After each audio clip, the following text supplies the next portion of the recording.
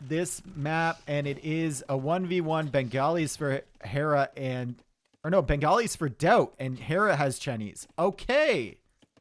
Okay, it's the other way around then. I thought Hera was the one with Bengalis, but Daut is the one with Bengalis. And Daut, in his probably home map, if we look at all 1v1 maps, Daut most known probably for Regicide Fortress. And he is going to be going with a different civ than the Chinese, who are generally favored in this matchup. And that's because you start with the extra villas and you have tons of food.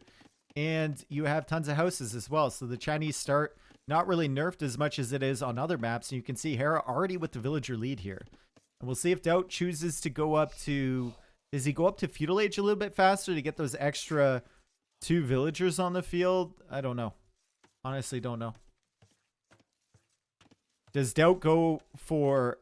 He could go up standard castle time and do what I did on the BF game that I played against the easy AI. And go for 1 million TCs on the way up to the next stage. Potential. There's potential, chat. And then you get like a 20 vil boost. All right, so late game compositions. Bengalis can go for elephant archers. They can go for Rathas. Rathas feel really underwhelming though. Rathas feel super underwhelming. In almost every sense. Every single fight I've seen them take, they're usually dying. Every time I've used them, they're usually dying pretty quickly. And they take a bunch of techs to actually make them useful. They not only take all of the archer techs, but all the melee techs as well, except the infantry armor. And Hera's already on the way up to Feudal Age. Daut has not clicked up yet. Hi, sorry, just arrived. How Chinese? Isn't it only the new civs? No. So basically the rule in this tournament is that you need to, at some point, your team needs to pick all 4 civilizations. But there is a 1v1, 2v2, 3v3, 4v4, and then a final 2v2 match. So there's plenty of opportunities to pick all 4 of those new ones. And Daut and GL are getting rid of one of the new ones now. I'm just curious, like, why pick it here? Right? What other map are you going to use Chinese for? I don't know. Honestly, Chinese just feel the best on Regicide Fortress. They don't feel like they're needed anywhere else. Sheesh. But this is where they've chosen to pick it. Yo, Anonymous, thank you for the gift sub to Skog. Thank you so much.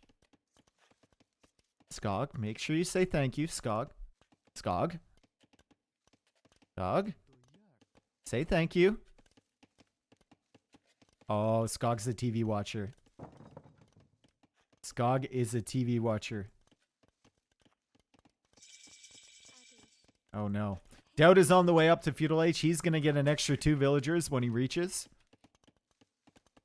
There we go. Yeah, he got up off his couch. There we go. There's the thank you. Well done, Skog. Well done, my friend. And the kings are going away now. Market Blacksmith for Hera. Daut gets these extra 2 vills, which he immediately sends to Stone. So he's thinking about extra TCs when he gets to Castle Age. And we can see you start with 150 stones. So you need to gather the extra stone if you want to go for those 2 extra TCs. Castle Age already on the way from Hera. Villager count. Daut is only going to be... It's going to be equal, but Hera will have a little advantage going to Castle Age. So villager count will be probably 1 behind for Daut. But remember, Hera's villagers have been gathering for a longer period of time. That number is equal, but the economies are not equal here between these 2 players. I like watching Twitch on TV. Yeah. TV watchers rise up literally. Yep. Yep. It's going to be tough for them. It's going to be tough for them for sure. All right. Hera dropping off the stone, and he'll send these villagers somewhere else, and he'll have enough stone soon, PM, for that 2nd and 3rd TC. What is the strategy here with Bengalis? It is Daut, so he probably has something planned. He has something in mind, and he wants to test it out.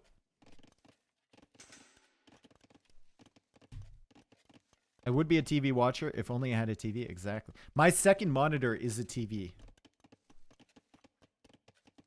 My second monitor is a TV.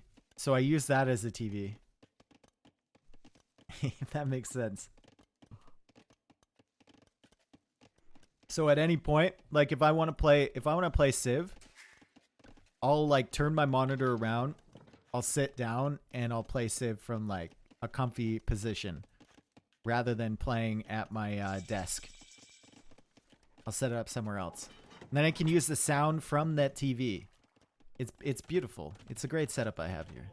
How big is your second monitor? I don't...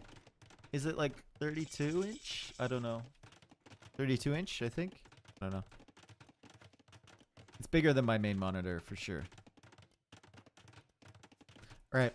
Second TC from Harry goes for a monastery as well, so he's going to try and grab the relics. Daut goes for 2 extra TCs right away.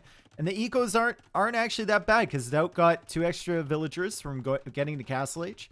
So he's a little bit ahead in villager count right now.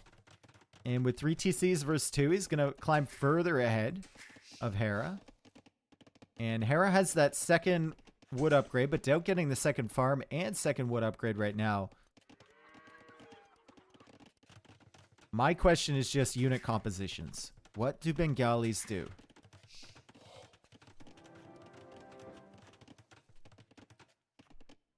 Daut plan be like, I can get equal eco and then I kill him with question mark. Exactly. What do you kill him with? I don't know. It's a great TC over here from Hera. Would have loved to see it on the other side of this gold. It fits in nicer over here, but it protects more on this side. But still, Daut's unlikely to come over here with anything. Hera will likely wall off to this wood line at some point, or to these cliffs, and he'll be fine. Hera's going out already to get the relics. Daut, does he have a monastery? He does not, so he's not even going to contest that. His scout is at home, too, healing up a little bit. And he has not gone for any Rathas yet. Hera is just now going for Chukanu, and he's going to try and secure the middle of the map here.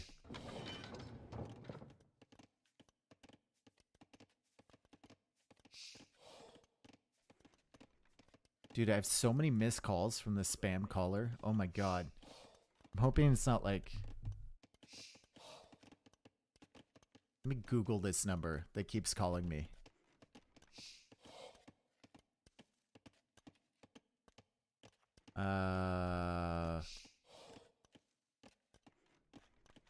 The problem with these numbers is I'm always worried that it's like the CRA or something. Canada Revenue Agency. Ignoring their calls. Love to see it.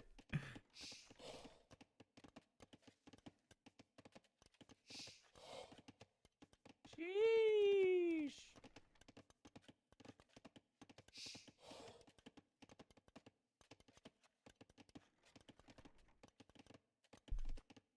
Nope, it's a spam caller. Okay, perfect. Thank you. Casmiel, thank you for the 5 gifted. And Skog, thank you for the gifted sub. Paying it forward, my dude. Thank you so much. Does the CRA actually call you? The IRS will always do mail? Yeah, the CRA should always do mail. They should. And I have an account and they'd send an email. So it's you know, but you get a call consistently from a number and you just wonder, you know, is this a government agency or something? You just wonder. But it is a spam number. I just Googled it. So, second relic will be coming in here from Herrick. Third relic will be on the way.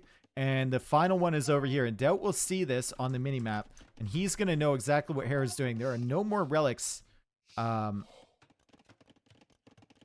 be seen. I don't know why it's not. Okay, now it's showing up there.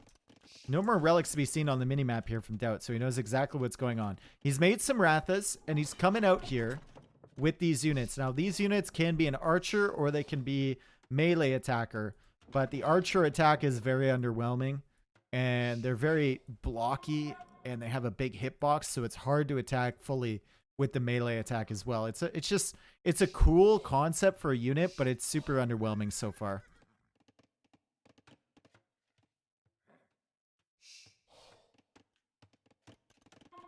All right, Daut. Getting wheelbarrow right now. Hera's got a lot of gold banked. 30 on food as well. Daut with 27. And Daut is going on another town center here. So 4 TC booming for Daut. Does he start banking food? Does he think about going Imperial Age and getting those villagers, those free villagers early? Remember, with Bengalis, you can also get a tech where your villagers take up 10% less pop space. I think it's 10%, right? So you can have more than 200 villagers with this civ. Their Castle Age unique tech means, I think it's faster attack for Rathas and Elephants, as the monk is here and Daut's going to snipe that down. But an instant conversion there from Hera. Daut's probably not very happy about that one. As he's running away with this scout, and Hera's going to have a Ratha of his own. Ratha will start to push back to Chukanu. Love to see this matchup eventually. Same base range. Same range. 4 range for both of these. But Chukanu with a little bit more attack. Ratha obviously with double of the HP. More than double the HP.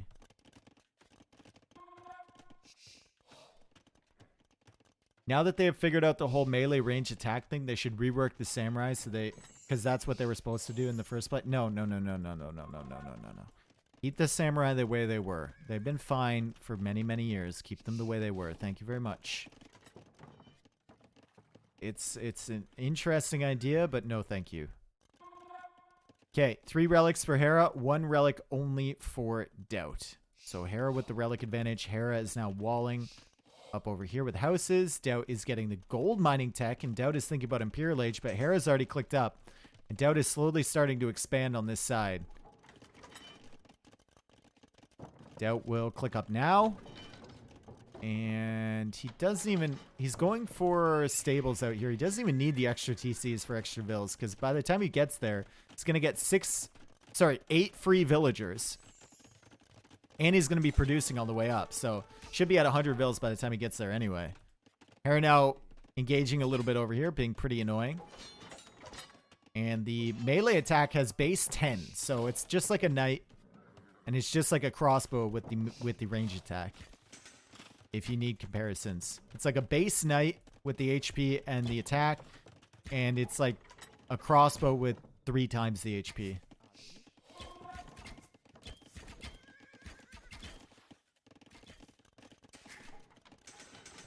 Castle forward here from Daut to lock down his 2 secondary golds. It's a good position. He really needs that castle there. If Hera came forward to pressure this, Daut could be in trouble without gold access. The other golds are way out here. Way out here. We're back. Yep. Sorry, guys. My ISP sometimes drops occasionally for a few seconds. Telling you to refresh doesn't do any good, because if you can't hear me, then you can't hear me anyway. As Hera goes for the castle out on this side to secure the stones and the golds over here.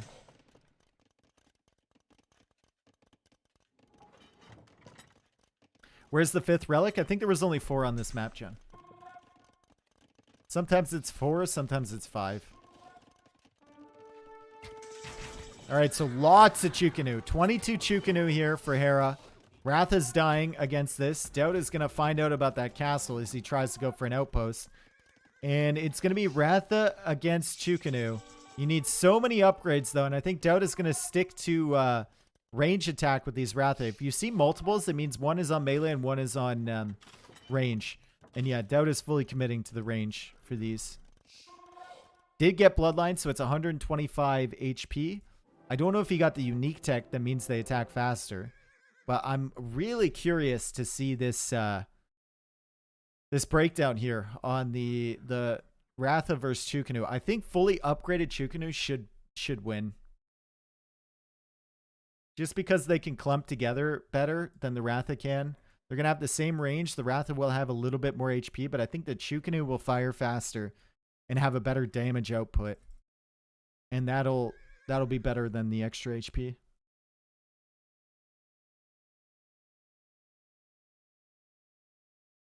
Yeah, the bug has been banned. Where you switch in midair. And it would be pretty obvious because this would switch for us in Capture Age. So basically the bug is if you fire a projectile while they're in range mode and you switch to melee, that projectile becomes melee damage. Which is pretty strong.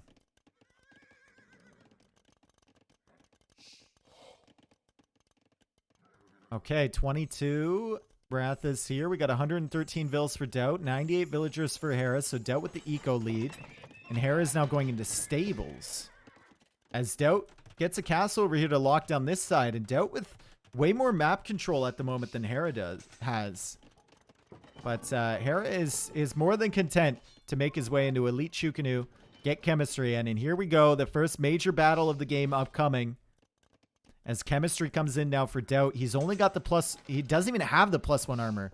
It's just coming in now. Could be problematic for him. He really needs that armor.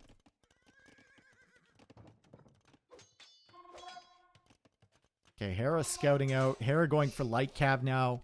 Expanding his eco. Has enough stone for another castle. I wonder where that goes. Maybe out here somewhere. They're probably going to battle for this gold. And Daut's going to get advantage on this gold and stone over here with an excellent castle placement up on that hill. Daut with 30 Rathas. Hera with only 28 Chukanu. Daut is out-popping Hera with a unit with more HP.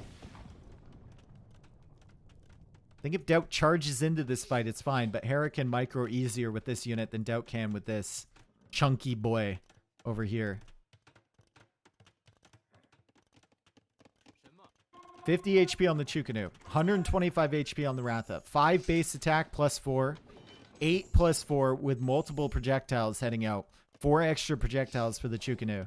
And Hera's probably going to get rocketry as well. So these are going to be 8 +6. And he's going to have the light cav in front. He's going for the final armor upgrade first. And this looks like, man, this looks like one of those games where you just agree not to attack each other. Is this like, you know, a dad playing against his son or something? Probably. I mean, Daut's old enough.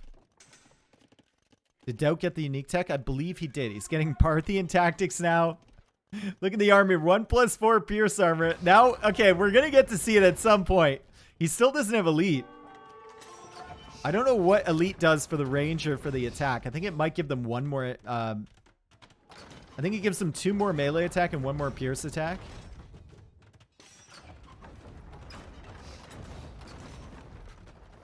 Now Treb v Treb battle here. Hera attacking the castle. Daut attacking the Trebs. And Hera sending villagers out there. And now there's Elite Ratha on the way. So take a look at these stats. 125 HP. 1 base armor. 4 range. And 5 base attack. We're going to see how that switches here. 6 base attack. Same armor. Same range. And 10 more HP. So a little underwhelming on the range side. There's the unique tech right there. Pikes. Pikes? I don't know. Here we go. Here's the big fight. Rathas, they're very chunky. They're very, very chunky. Light cav in front, though, from Hera. Chukanu doing the damage behind. Treb's still attacking the castle. Armored Elephant coming now from Daut. Chukanu. There's 42 of them. There's 31 Rathas, and the Rathas are not dying right now, and Daut has switched a bunch of them to the melee version. And he's kind of pushing this back, but Hera's still with a lot of Chukanu alive. Daut is sniping some of the Trebs, and we still have 35 Rathas alive for Daut. Hey! I mean, it's not terrible. He's pushing him back a little bit. He's taking map control here. Is rocketry in for Hera? Rocketry is not in. I think that would make a big difference here. But yeah, Hera's going to win the war. I think Daut wins the battle there initially. Still has the Ratha numbers, but I think Hera wins the war. But still, Daut has map control. Hera let Daut get a castle over here. He let Daut get a castle over here. He let him get control of the golds. Hera does have the relics. So there's that when we're looking at long-term gold eco. But Daut has control over way more wood lines and the neutral golds at the moment as Hera loops around here with light cap to try and get this.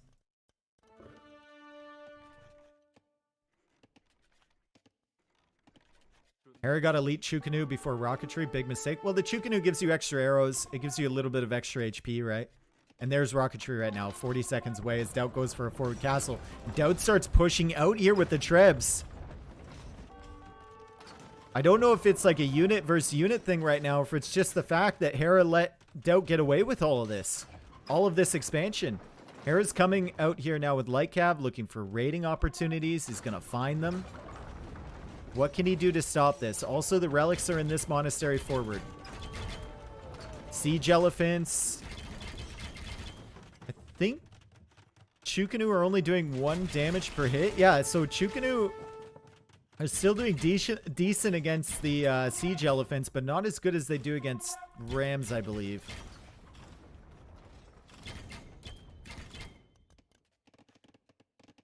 Okay, Lightcav will find those vills at the back.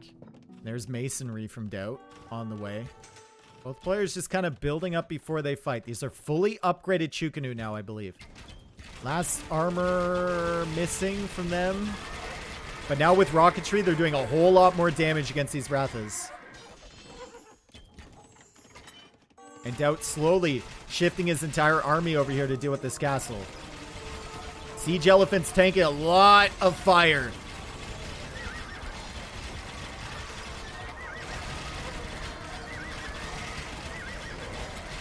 There's only 30 Chukanu here. There's 54 Rathas. Oh my god, is Daut gonna do it with Bengalis? I think so. Look at this Ratha production from Daut. Hera doesn't know what to do. The king of Regicide Fortress continues to be the king of Regicide Fortress. Daut with the big brain plays here. I said they felt underwhelming, but they're feeling pretty good in this situation. So many Rathas. Hera just can't create enough Lightcav. He can't create enough Chukanu. Daut is now selling wood, selling food. He has a crazy amount of resources. Look at the resources for Hera. Daut wins this game for sure. 55 Rathas on the field.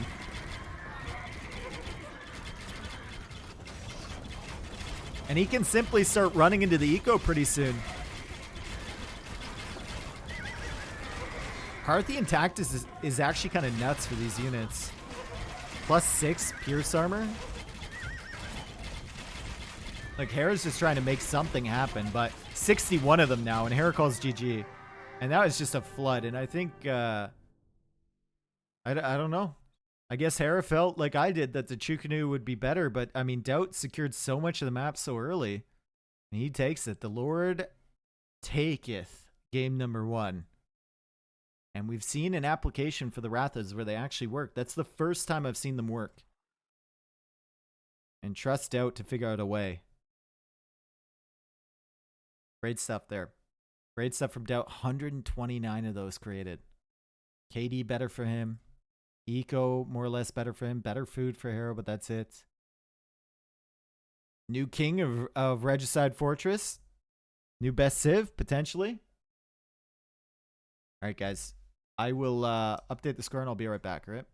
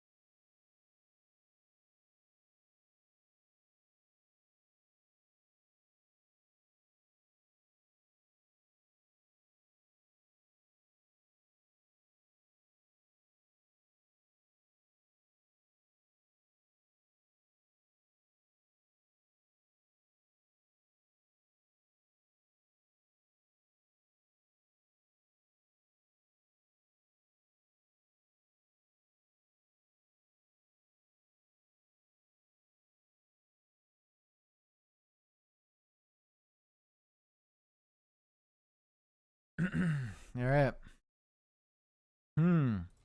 Ratha versus Chukanu. We figured it out. They win in large numbers.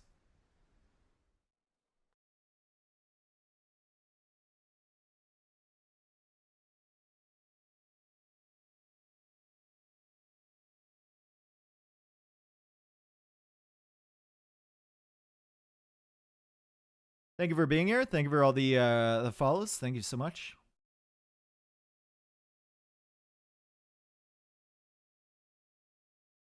Song always reminds me of Forrest Gump. Great soundtrack on that movie.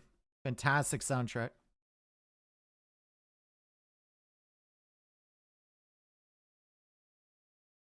The thing about this song is like the song itself isn't that great, but the guitar, beautiful.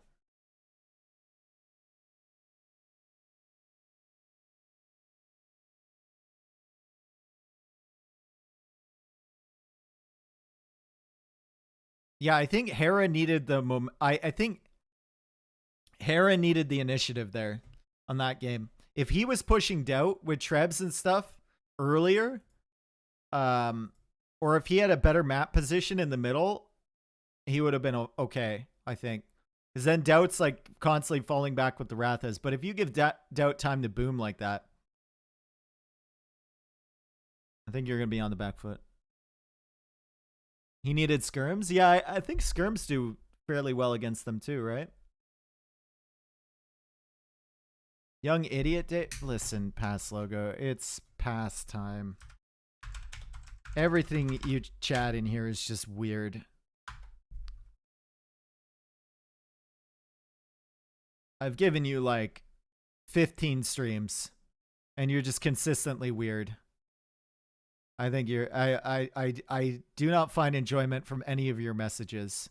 I think you're just gone.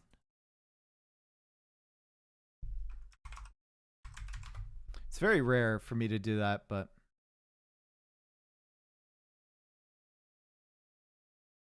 Pass logo and Amazon Primer is also working his way towards that.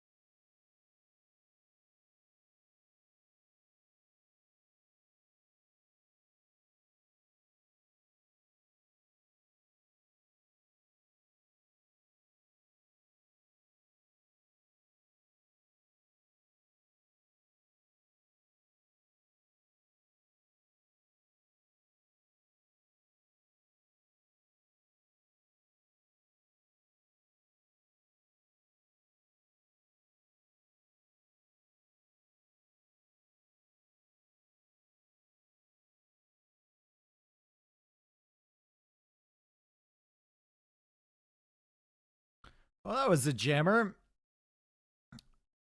That was Freebird, an ode to Pass logo. Fly free, my friend, at a different channel. Fly free. All right, so we have Slam and Daut versus MBL and Nicov. Poles and Spanish against Koreans and Burgundians on Hideout. I'm excited for this. We have 60 seconds until the game starts.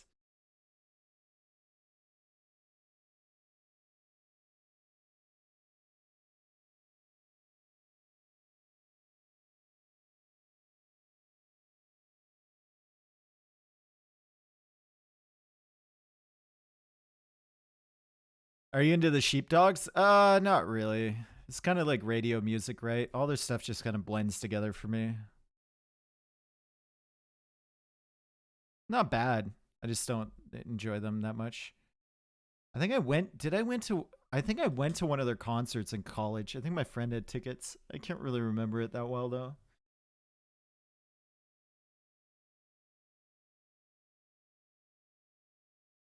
I think it was in Guelph. Yeah, it was in Guelph.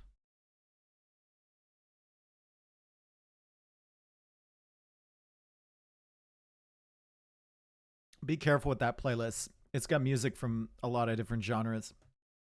Okay. Let's get rolling here. 2v2 Hideout, Daut and Slam versus MBL and Nicov. We should be joining. The players are just loading up, and here we are. We're going to have to change the text here. It is AM versus GL. And let's go to the map, and let's start this one rolling. You finally get a new car? No, I got my old one fixed, my friend. The car market was just ridiculous. Even if I wanted to spend my money and there was no cars to buy, which I felt was the most ridiculous thing ever. I showed up at those places. I was like, hey, I want to spend my money today. And they're like, nah, well, you can't. So I just spent the money to fix up my old one. Okay, Slam is playing as the Poles, Daut is playing as the Spanish, MBL is playing as the Koreans, and Nicov is playing as the Burgundians. So great boomy civ here with the Burgundians for Nicov. Great forwarding civ here for MBL with the Koreans. Great forwarding civ here for Daut with the Spanish, and great forwarding civ here for Slam with the Poles. Hey, Connor, thank you for the 7 months. Thank you. Thank you, thank you, thank you. Lots are empty in Halifax. Lots are empty everywhere, my friend. They're like, sure, you can spend your money here, but it's going to be a 6-month wait. So we'll take your money right now. But you're going to have to wait 6 months for a new car. And I wasn't about to buy another used car because used car prices were ridiculous because there was no new cars. So I simply fixed up my old one. I'll probably get like, I was looking at a CX-5 from Mazda. I was looking at getting one of those. I might get one of those. CX-7 or whatever. I don't know. I want another Jeep, but Jeeps are just too expensive for what you get. Only 6 months? I was quoted a year? Yeah, it's rough, dude. Slam Sheep? Where is Slam Sheep? Oh, yeah, they're just waiting. They're patiently waiting. He's just taking deer at the moment. He's fine. He's fine. They're waiting to be slaughtered. All right, so Poles, pretty good because you can go to Stone and get gold. Also, you have the Full Works, which makes their eco very, very good. You get the instant food from dropping a farm. Burgundians, obviously, with the early eco upgrades, we can see Nicov already with that first wood upgrade and cheaper as well. So Burgundians feel pretty good on Hideout if you don't get pressured right away. Koreans, I mean, they have faster stone mining. But you're mostly picking Koreans for the free archer armor upgrades and for the fact that you get your towers upgraded and you can go into war wagons if you choose. Also late game composition for them. Very nice. And then we have finally Spanish, and Spanish thrive in early mid Castle Age where they have the conquistadors, which are such a devastating unit, especially when you're only walled in by palisade walls, which they can bust through really early. Also, late Imperial composition for Spanish, very strong.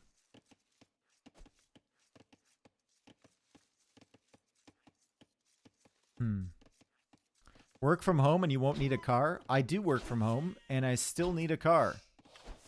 Are you European perchance? I can understand that if I lived in Europe.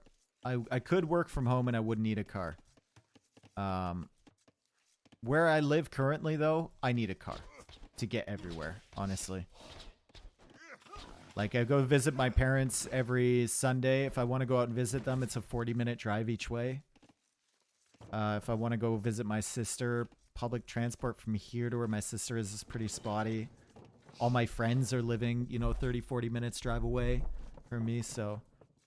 If I want to go to the grocery store, it would take me like an hour on the bus to get to the grocery store near me because the bus doesn't run that frequently. So, yeah. Trains are more expensive. If I want to take like a long drive somewhere, like if I want to go to Montreal, it's a 5-hour drive. Probably be more expensive now with the gas, but previously, when gas prices were actually reasonable, it would be more expensive to take the train. So, yeah. What's your dream car? I'm not really a car guy. I would want like a Jeep. A nice Jeep would be great, I think. Like a Sahara or Wrangler or something. I'm not too picky. All right, so we've got Feudal Age incoming from both GL players, and they're going up really early, and it looks like they're both going to go for Men-at-Arms forwards. And both AM players are still sticking in Dark Age here. Okay, Nicov clicks up now. 22 pop. And MBL is still in the Dark Age here. Or sorry, MBL clicks up. Nicov is still in the Dark Age.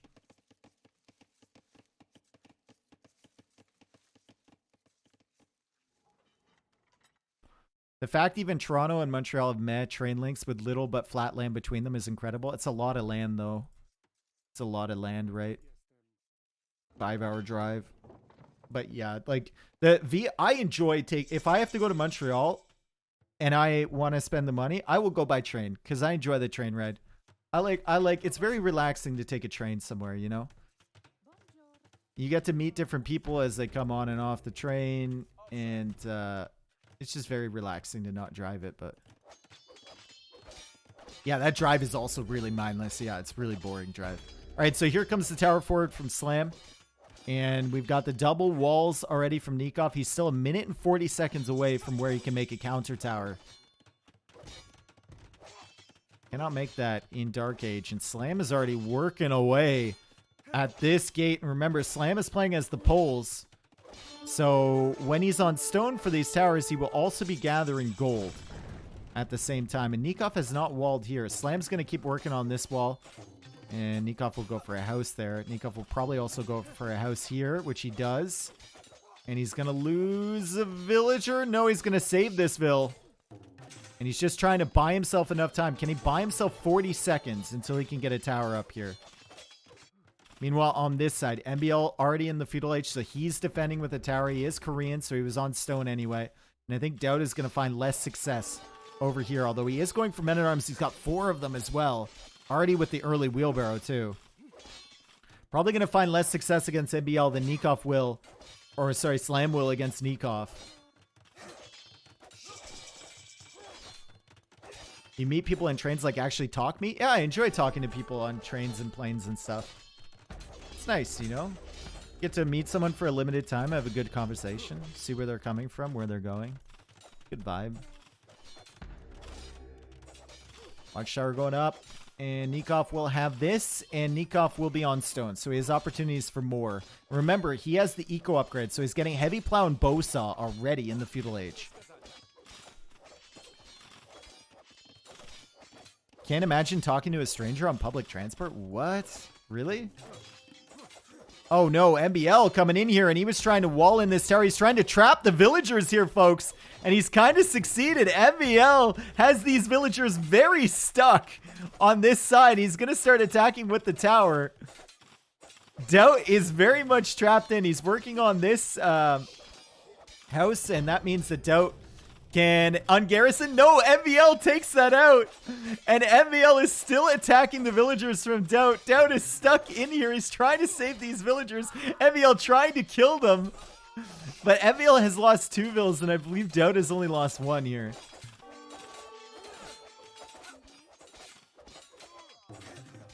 And Daut going for a gate wall here. And Daut thinks he's just so cool with this gate wall to secure this one villager, but the rest of them are going to die. MBL is all over this. It's absolute disaster here for Daut. He's down to 22 vills. He does have wheelbarrow, but look at this for MBL. He refuses to let her go. Daut will be able to escape, though. He will be able to escape here. The EU versus NA difference is really shining through right now. Yeah. I mean, Canadians are less likely, I think, to talk to people on public transport as Americans. Americans are very likely to talk to people. It's one thing you will notice there if you're ever on public transport. I guess it depends on where you are. I'm not sure if it's like same in the West Coast as it is Midwest or East Coast, but God forbid New York. Everyone's going to talk to you there. Yes. But yeah, I like it. It's good. Especially on long distance public transport, I'm more likely to do it. On short distance stuff, like a city bus, I'm less likely. Far less likely, because everyone's just getting off right away. All right, so Daut goes for another tower here. We'd see the KD here. Let's go to the Eco KD. Yeah, MBL's killed 3 and lost 3. Daut has killed 3 and lost 3, as Nicov still defends on this side. No player is up to the Castle Age yet.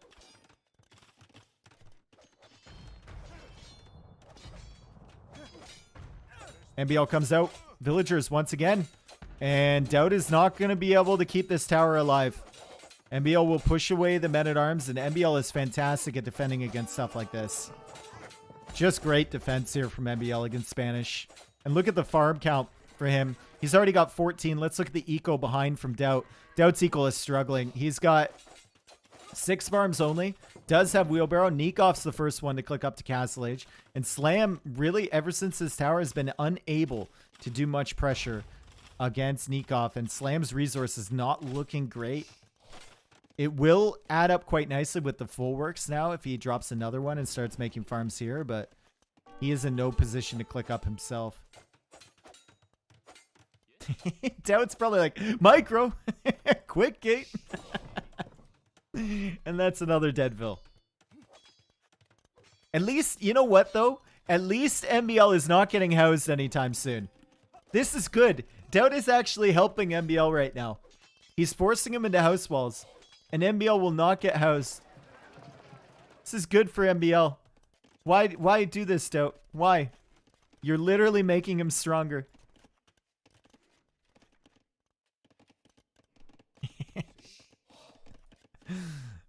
All right, Daut now sending more villagers across, and Daut is on the way to Castle Age, so he's thinking about a forward castle. And this should go up, right? Right? It should go up. MBL's about to click up to Castle Age soon. He uses the market a little bit. Maybe he sells some stone, buys some food. Slam is still hard stuck feudal. He needs more farms. He's going to get some food out of these farms, but it's going to be rough for him for sure. There's a stable from Daut. Nicov reaches Castle Age. Slam is slinging Daut. Okay, that makes sense. Why Slam is in Feudal Age. He's slinging Daut. Now, he won't be able to sling Daut for very much longer. He's got 1 minute and 10 seconds left. They sling man noob caster. Well, thank you for typing that all in caps. I never would have seen it otherwise. Thank you so much, man. I just noticed it, but thank you so much. What a dog shit chatter. All right, castle here from Nicov. And monastery here as well. And here's the outpost from Daut. He's going to put the castle right here. Probably nestle it in right beside that gold. All right. Daut almost in Castle Age. And Slam is going for another full work. Slam can no longer sling Daut. The rules of this tournament, you can only send resources to people in the same age or lower than you. I get switching it up, but doesn't FC booming fit better with Daut and Slam instead of tower rushing? I mean, if you're talking about FC booming, Nicov and MBL probably match up just as well against Daut and Slam, right? I'd say MBL's as good a boomer as Daut. And Nikov's as good a boomer as Slam. So there's not much difference between these players. Not at all. It's just who's feeling better on any given day. All right, Conks being added in now from Daut. He does have that forward castle. He had a lot of extra resources because of the stuff that Slam sent him. Now, Slam is full walling on this side, so they're fully focusing on MBL over here. The problem with fully focusing on MBL is if there's one player that can survive, it's MBL. Rat mode is going to be engaged here for MB. And he has enough stone now for a castle. And he's banking up food and gold, so he might actually put a castle down and then just go straight to Imperial Age and start trebbing this down. Slam is 2 minutes away from Castle Age. Marine guard towers should be pretty good against Conks. What guard towers? He only has one. I think you go for the castle instead. You try and get up to Imperial Age.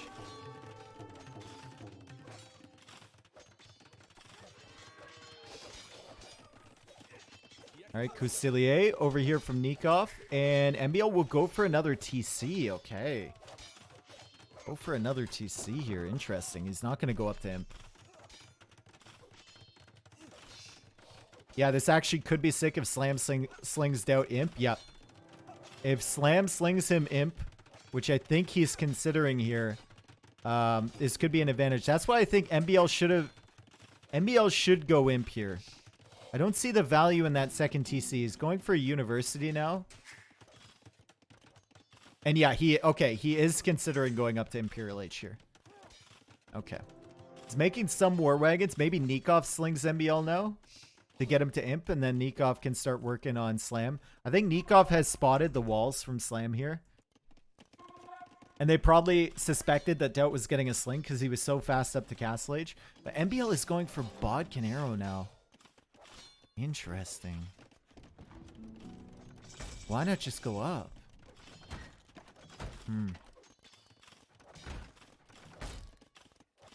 Alright, Slam is buying wood and sending food and gold to Daut. So Daut is getting closer to click up. MBL still has a lot of food floating. Nicov, does he want to sling MBL? He can send him the gold he needs. Nikov's banking the gold. Is he going to send it to MBL?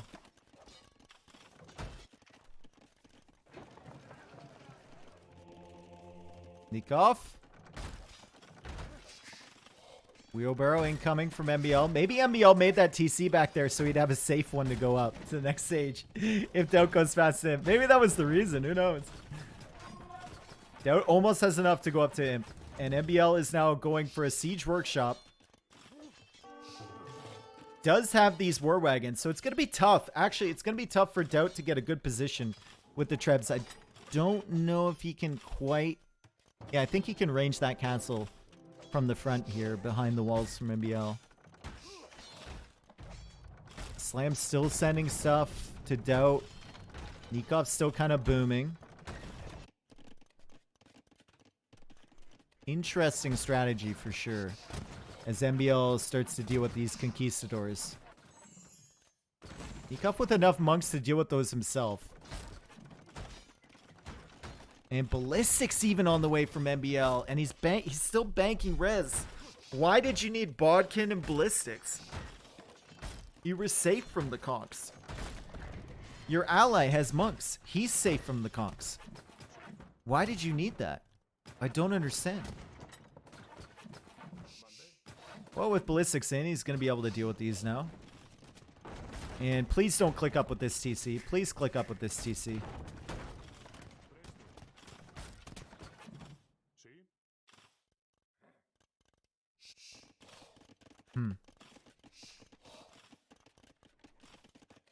Nicov should get the last wood upgrade. Nicov is up to Imperial Age, so maybe he's going to try and pressure Slam over here. Maybe he's going to try and attack the Slinger. Or potentially even... Actually, you know what would be biblical? Burgundians, fast onager, cut through the middle, Flemish Revolution. Bop, bing, bop, dead. All the eco from Daut, completely gone. In an instant. Daut going for another castle here. It's just whether your ally can survive. MBL's up to Imp and it's in this TC. Good. I just checked the Bible. It's not there. Check again. It's Old Testament. Brutality. It's in the King Lame's Bible.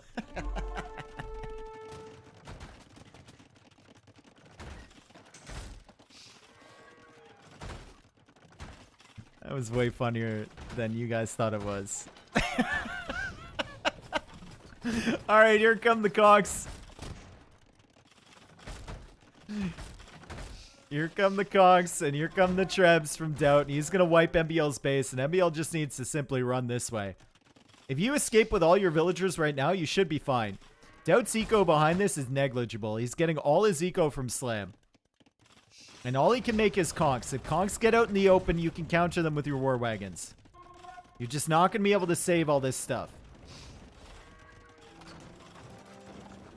Rams coming in.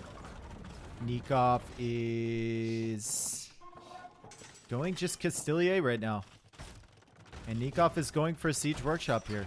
So they're both focusing on the one player over here. No one's going for the slinger. Both focusing on keeping MBL alive. MBL does have the vill lead over Daut. 70 villagers to 45.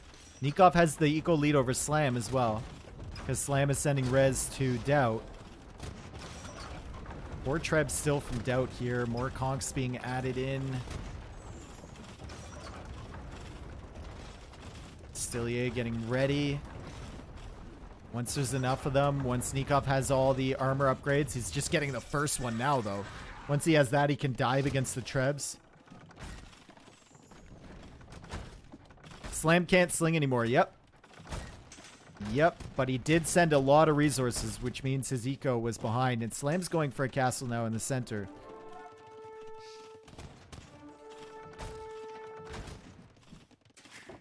Okay, MBL did not escape with these vills, but he does have a keep there.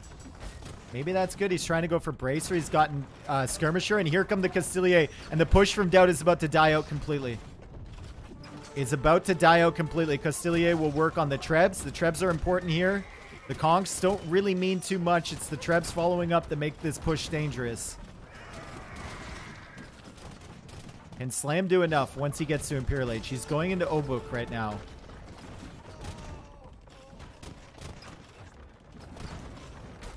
Daut's army will die here if he stays and fights out here. Castilier will clear up that final Treb. Monks will push this back, and MBL's going to be just fine. Daut needs to start adding extra TCs, which he's done right now. Nicov should have cut through here, dude. Let MBL die. Make MBL run over here. Cut through the middle. Flemish Revolution his ass. But then I guess you have to deal with Slam after that. Would have been biblical, though.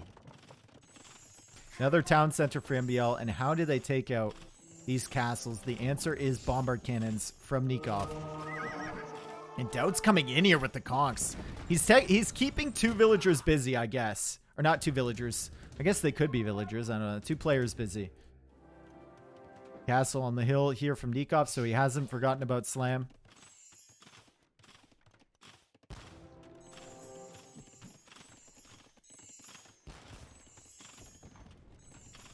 Dave, what's up with Slam's castle spot? Worried about a cut? Yep. I mean, it's not a bad castle spot. Where would you rather have it? You're going to make more over here, right? He's got an outpost here, too, so he's definitely worried about it. I think it's smart, especially when you're not 100% sure when he made that. He wasn't 100% sure what Nicov was up to. Daut coming in here now. He's trying to snipe the bomber cannons, but there's monks with block printing. There's skirmishers. There's wagons. There's Castilier. You're going to lose this forward position. You just have to get your eco on track and hope that Slam can do something. But right now, it looks like this strategy didn't really pay off for GL because MBL is still going to be ahead in eco over Daut.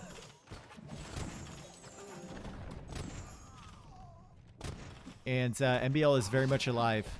And Daut really has to tech switch into something else. MBL can keep going with this army. Which civ combo do you prefer in late game? Burgundians, Koreans, likely. Poles late game are just so... I don't know. They seem very underwhelming in super late game.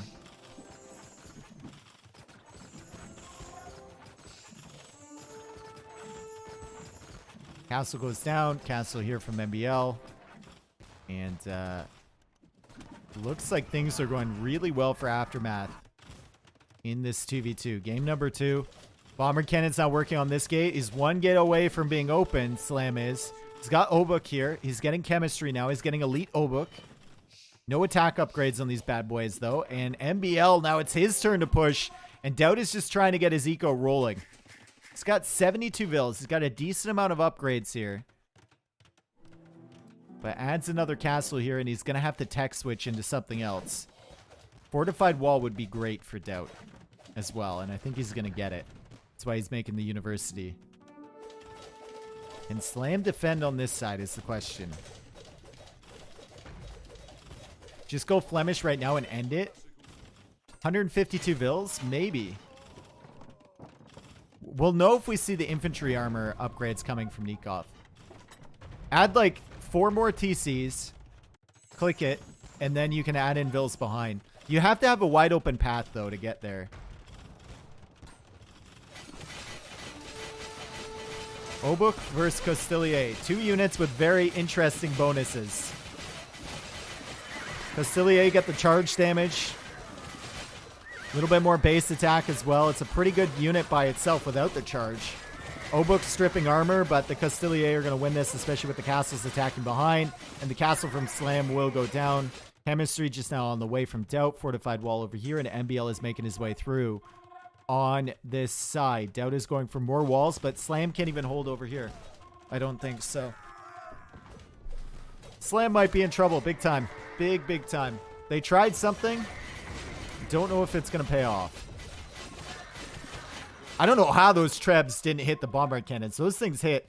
Those stones landed right on top of their head. But I guess they are helmeted, right? They do have steel helmets.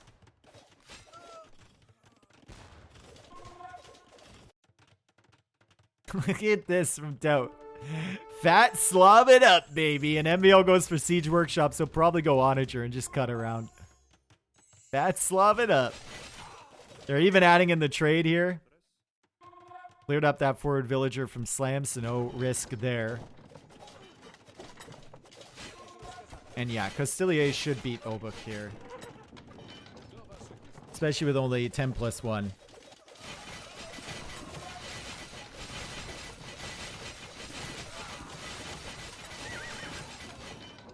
What's in the corner for Daut? Trade. They do have Spanish trade. If he manages to stall them out. MBL has actually gone for bombard cannons. And MBL is going for keeps. Now these keeps will range the villagers and prevent them from walling. What is Daut teching into? Daut's ticking into bomber cannons of his own. I'd love to see MBL go Onager and just simply like cut through somewhere.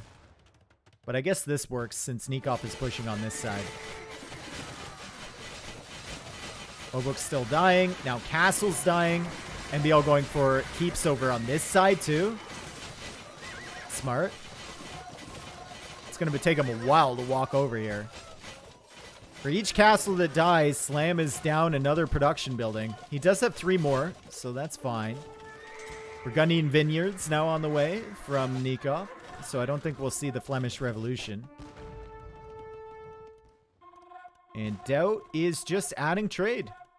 Daut is simply adding trade. He's got some bomber cannons. He's got a lot of fortified walls. That's so many Costillier. That's 61 on the field now. Wow. And like the elite version of the unit is actually pretty good. 145 HP with 11 attack. It's the same base attack as an elite Tarkin. It's really, really good. With 2 base armor on both melee and pierce. And the charge, yeah, not to mention the charge attack, plus 34. Monk-ass indeed. Okay, Daut is still behind his walls over here, and he's going for more. He's going for more walls. It's probably like, Slam, I hold here against 2. What are you doing? Meanwhile, there's like 1 monk here from Nicov. Verse 2.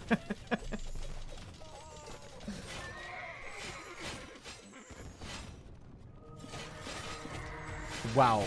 Just wow. Look at this fight. As the dust clears from that that building, Obuk just getting completely torn apart by Castilier.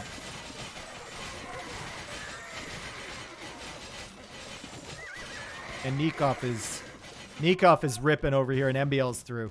MBL is through, and they both call the GG, and that is one for AM. Remember, if they wanted first place all alone above Swami, both teams needed to win exactly 5 games.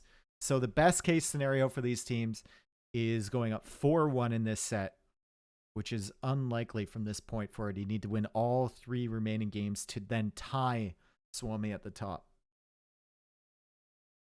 It was an interesting strategy, slinging Daut to push MBL. I think it would have worked if Daut didn't lose all those vills forward.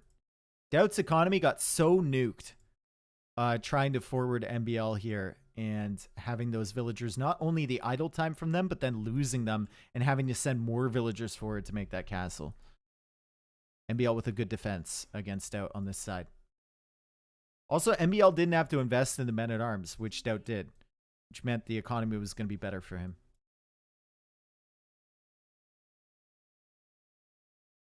I don't think trushing and slinging versus MBL with Koreans is ever a good idea. Yeah, it's true. It's just like, there's just certain players that you don't want to go forward against.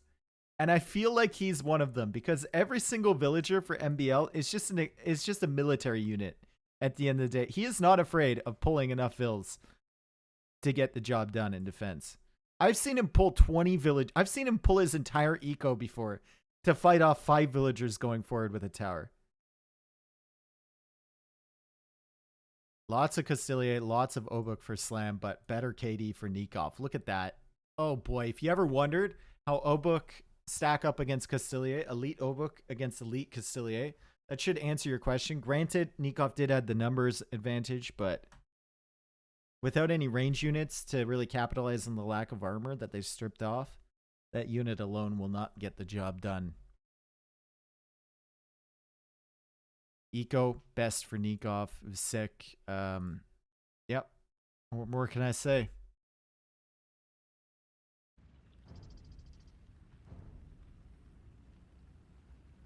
Yeah, it's funny. In a game with Burgundians and with Spanish, the best villager fighting there was done by the Koreans player.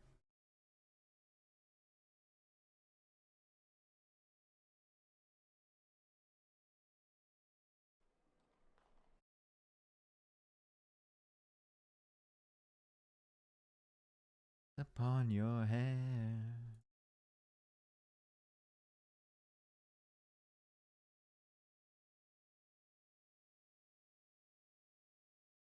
Thank you for the follows. Thanks for being here, everyone.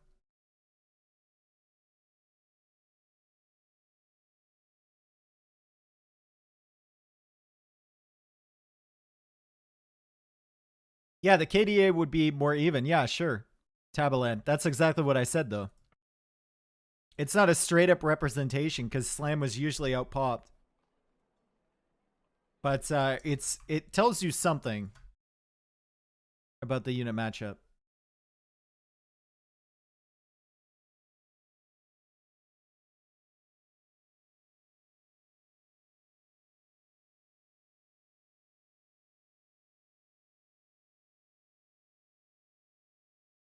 Yeah, we got the 3v3 coming up soon.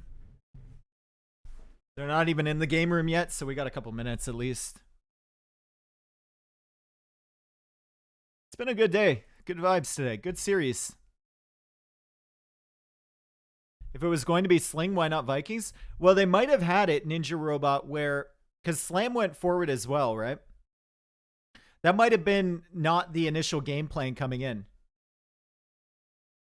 They might have been just adapting based on the fact that Slam's forward couldn't really get much done and Daut lost so many vills.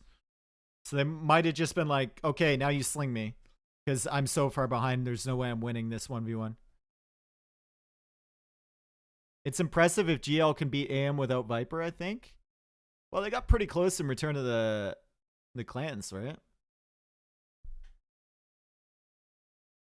How are the maps determined in this tourney? I don't know. I like the map pool, though. It's good. This team game meta has been really fun. We have Enclosed next, which is kind of like Hideout a little bit. You each get a chunk of the main wood line in the middle.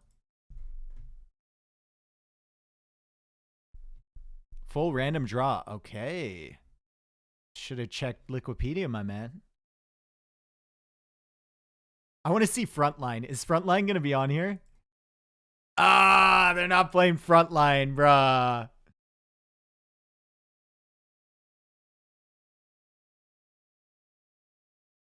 Exocept, they probably went Spanish and Poles just because they're both good forwarding civs. They tried to, that was their game plan going in, right?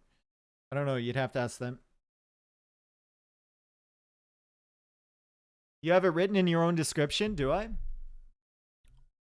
Oh, okay. I don't know. I haven't read that. I just copy pasted it, bro. What do you expect me to do? Research? The hell? Who do you think I am? I can't read that. It takes up a quarter of my screen. OBS takes up probably a third of my screen, and then the screen on OBS, the preview screen, takes up about a quarter of that. So it's a quarter of a third of my screen. I can't read that. Okay, we need more of a viber than this. We need more of a viber than this, Kendrick.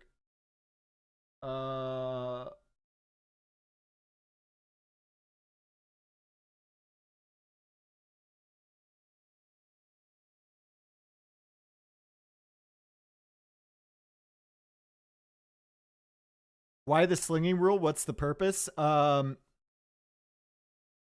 Nick, I would have to show you all the past tournaments where slinging just kind of made it absolutely ridiculous. Team game tournaments, most of them have rules around slinging because we have years and years of history of just, if you have no rules around slinging, it gets awful. It honestly gets awful. You'll have a player stonewalled in Feudal Age just full slinging the whole game. And it's just not entertaining.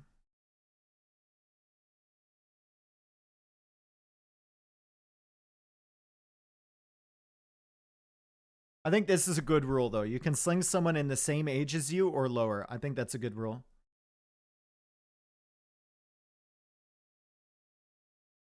Yeah, exactly what Schmolligan says. If you don't ban sling, they usually just do it the whole game. And they win every single time.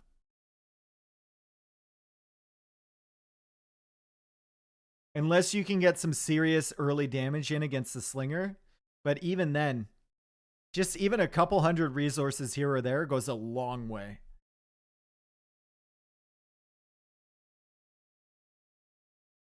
Would you prefer that rule or the only imp sling rule? I like this one better than the only imp sling.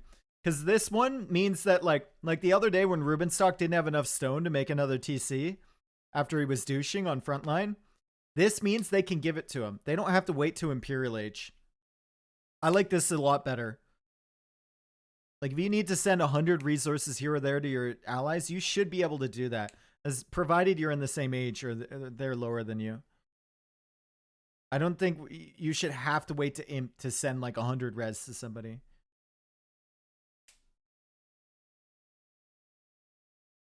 Do Saracens have advantage on sling? No. Just buying and selling.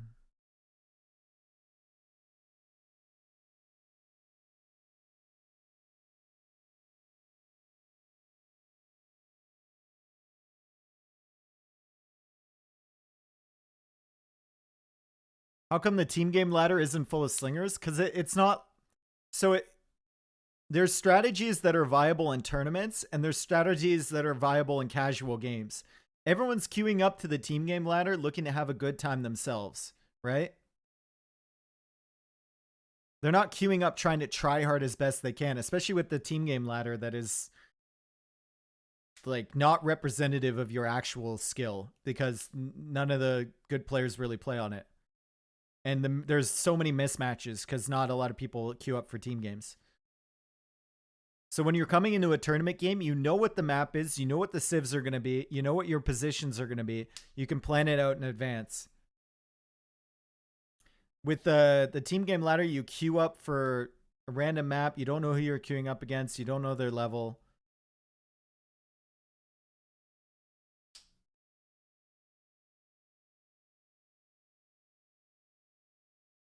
Like, tournaments is, you have fun by winning, you know? That's the objective. That's what you're aiming towards as a team. You're aiming to win. In the team game, you're aiming to have a good time.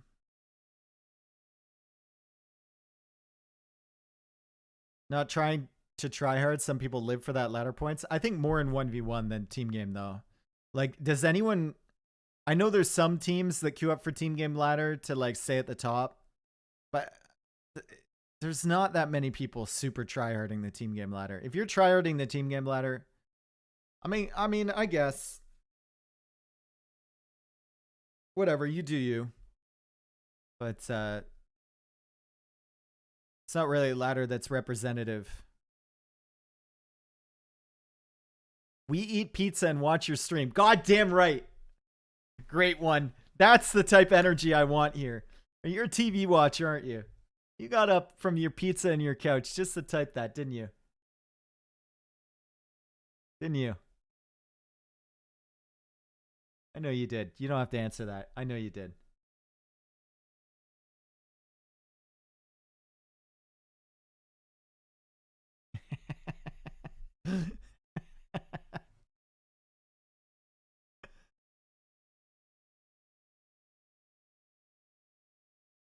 After this stream, I gotta go out and after these games, I gotta go out, get myself some beer and get a pizza. That's my Friday night tradition.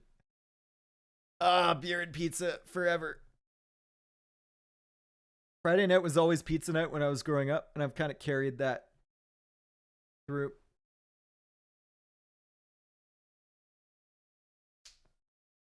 Pizza sounds amazing right now, yeah.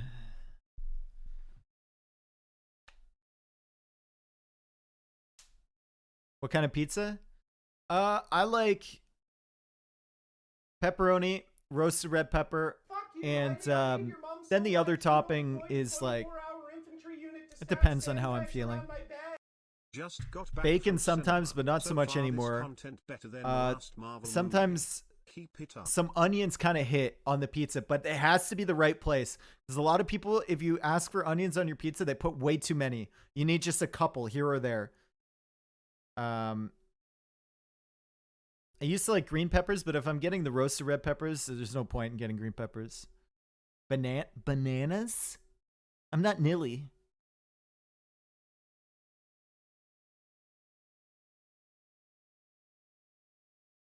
Cestapol, thank you for the 8 months. Thank you, guys. Blue cheese is wonderful on pizza. That's just too much cheese on pizza. I like Asiago cheese on top sometimes.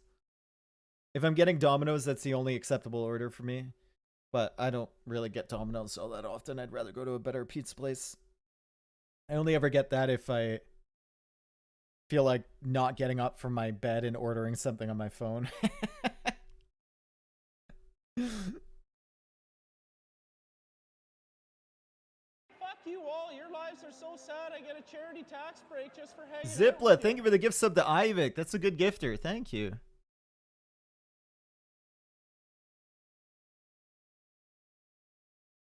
Breakfast pizzas are not so good. No, breakfast pizzas aren't so good. I mean, the idea of it is okay and they taste okay, but it's not really like... It's just a little too heavy, you know? And it's like not better than a normal breakfast. So why would you have it? It's not pizza for breakfast. Pizza for breakfast is great. If you eat the cold pizza from the previous day for breakfast, dude, come on. Don't lie to me, chat. You can't be a breakfast snob. Everyone's eating pizza for breakfast. It's fucking great.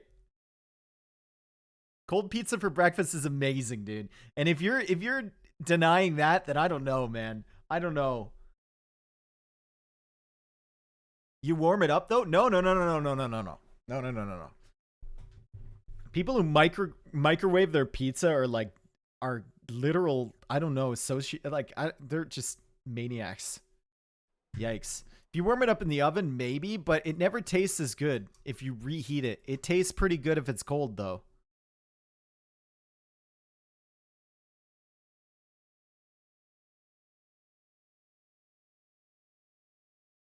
Fuck you all. Your lives are so sad. I get a Yo, charity Gorg, tax break just for Gorgon. hanging out with Thank you for the prime, dude. Thanks for the 4 months. Welcome back, dude.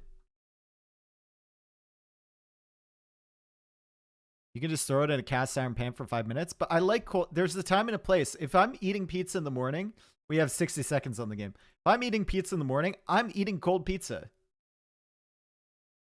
Just because it just feels more appropriate. You know? And it tastes pretty good, honestly.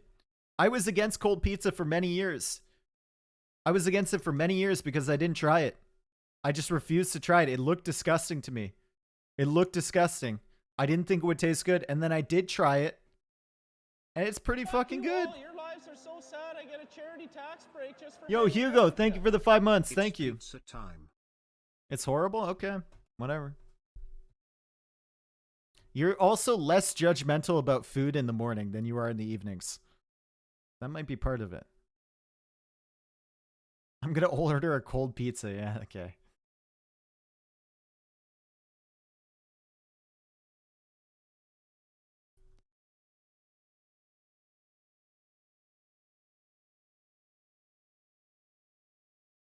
I feel like people are just way too judgmental on pizza choices. Sheesh. Irvin Barbarian, thank you for the 5 gifted, dude. Thank you so much. I find the more cheeses on a pizza, the worse that pizza is cold. Yeah, but I don't order pizza from any place that puts too much cheese on it. I think ridiculous amounts of cheese on pizza is what makes it bad. All right, great one. Thank you for the prime as well. And we're into this, and this is enclosed, and it looks a little bit like Hideout, but it's not quite. Now, you can't build on this terrain here, this rocky terrain, which means you can't go for the full wall off. And all your resources, your valuable resources, are on the edge here. So it's going to be very, very aggressive. Players have to go for military. The pocket has to go for feudal pressure here to support their flanks. Now, on this flank, we have Slam, and he's going to be playing as the Chinese, and he's going to be matching up against the Bengalis for MBL. So that was the matchup in the first game on Fortress 1v1 between Daut and Hera, and the Bengalis came out on top there. We won't likely see the full Chukanu versus Ratha composition, though, on this side. On the pocket position, we have Nicov playing as the Cumans, and he's going to be matching up against Tatoh, playing as the Berbers. So Berbers, a little bit better in that mid-castle age range with the cheaper cavalry, but Cumans will have the advantage in eco with the ability to make a second TC, and that second TC is going to be so valuable in Feudal Age. If he puts it down here, he can secure all of this stuff. And they're talking about stuff. I don't know what they're talking about. It looks like MBL is coming over here to try and lame some stuff from Slam. Yes. And I don't know what they're talking about. No idea. Translator, please. Yeah, exactly. Liereyy is playing as the Britons. He's going to be matching up against Jordan playing as the Mayans. So yeah, like I was saying, I think that second TC is going to be so valuable for Nicov. He can shut down any pressure coming into his extra resources with that second placement. But he will have less military to support his team. So his team is going to have to play a little bit more defensively. I just ordered pizza because of you, Dave. You should be ashamed. Yeah, well, I'm getting money from the pizza place, so. That's right. I'm getting a direct deposit from Giorgio's Pizza and Wings right now, where Horg ordered from. So. 50 cents per order from every pizza place worldwide, globally. I don't think that's Jordan chatting, but Capture Age bug. Oh yeah, no, it's Jordan chatting. The colors are usually pretty good here.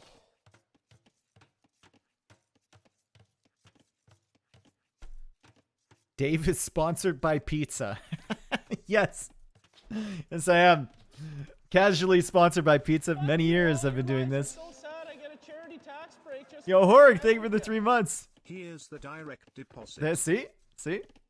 Thank you, Giorgio's Pizza and Wings. Thank you so much. All right, Lierey's got his scout over here, and he's waiting. I think he's waiting for the Drush to come in or something. I don't know. He's keeping his scout over on this side around his extra resources. Zipla, thank you for the 5, dude. Guys, you've been so supportive today. Thank you so much for your generosity. So, actually, Dave is part of the Italian mafia. Nope.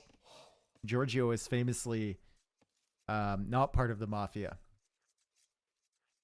He doesn't pay for protection or anything. He just makes pizza and occasionally wings. And really bad salad.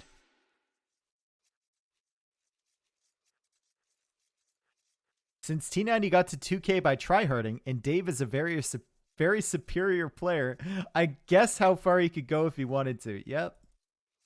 I guess. Just keep guessing. Way past that tryhard. Way past. Obviously, a very superior player.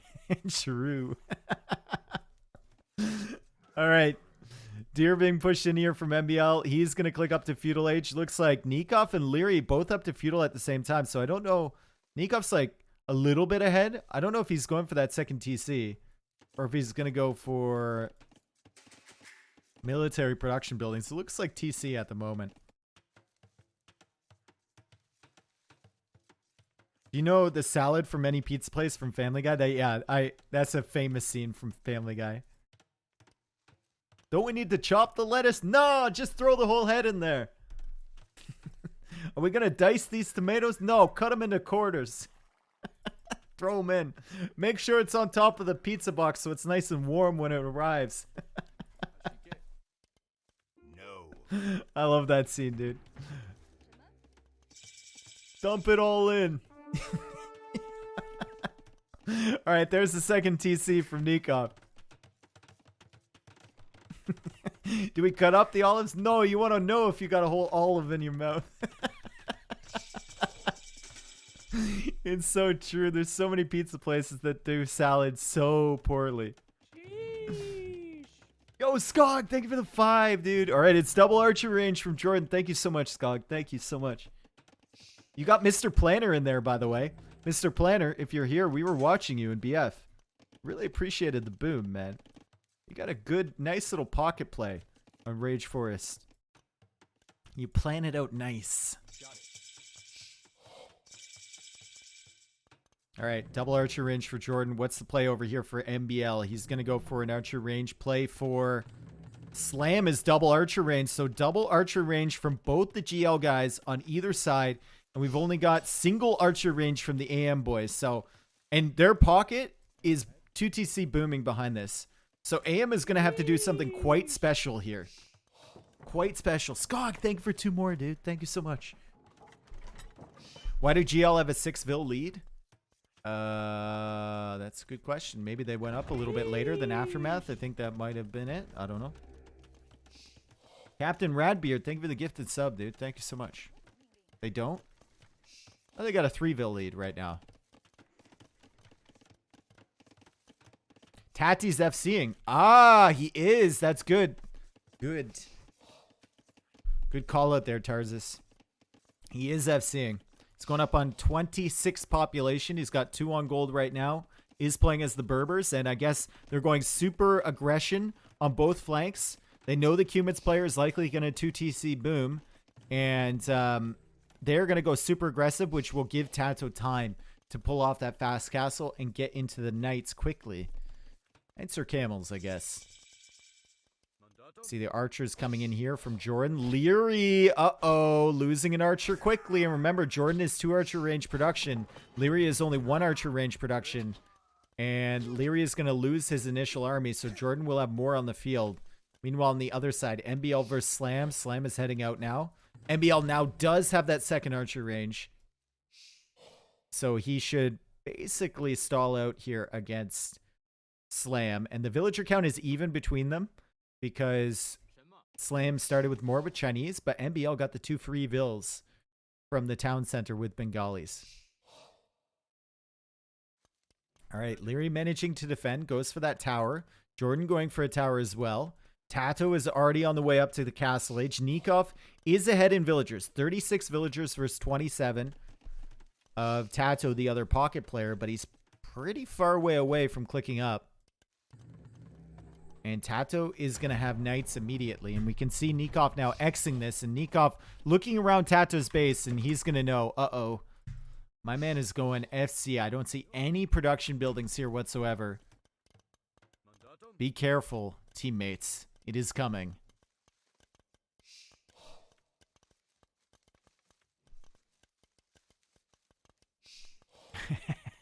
We love you, Monkey Lumps, except when we don't. Is this a deadville? This is a deadville. Good snipe there from Liereyy. It's going to have to be careful, though. And Liereyy is doing quite a good job, honestly, considering one range versus two. Jordan, though, has archers behind, so Liereyy needs to be careful here. Needs to keep his eyes open. He must be thinking, okay, where are the other archers here from Jordan? And there they are. They arrive at his mill. Lierey's able to save all but 2 villagers there. And now he defends with some archers of his own. Save this vill. Good. At the back, no pressure coming on to Nicov.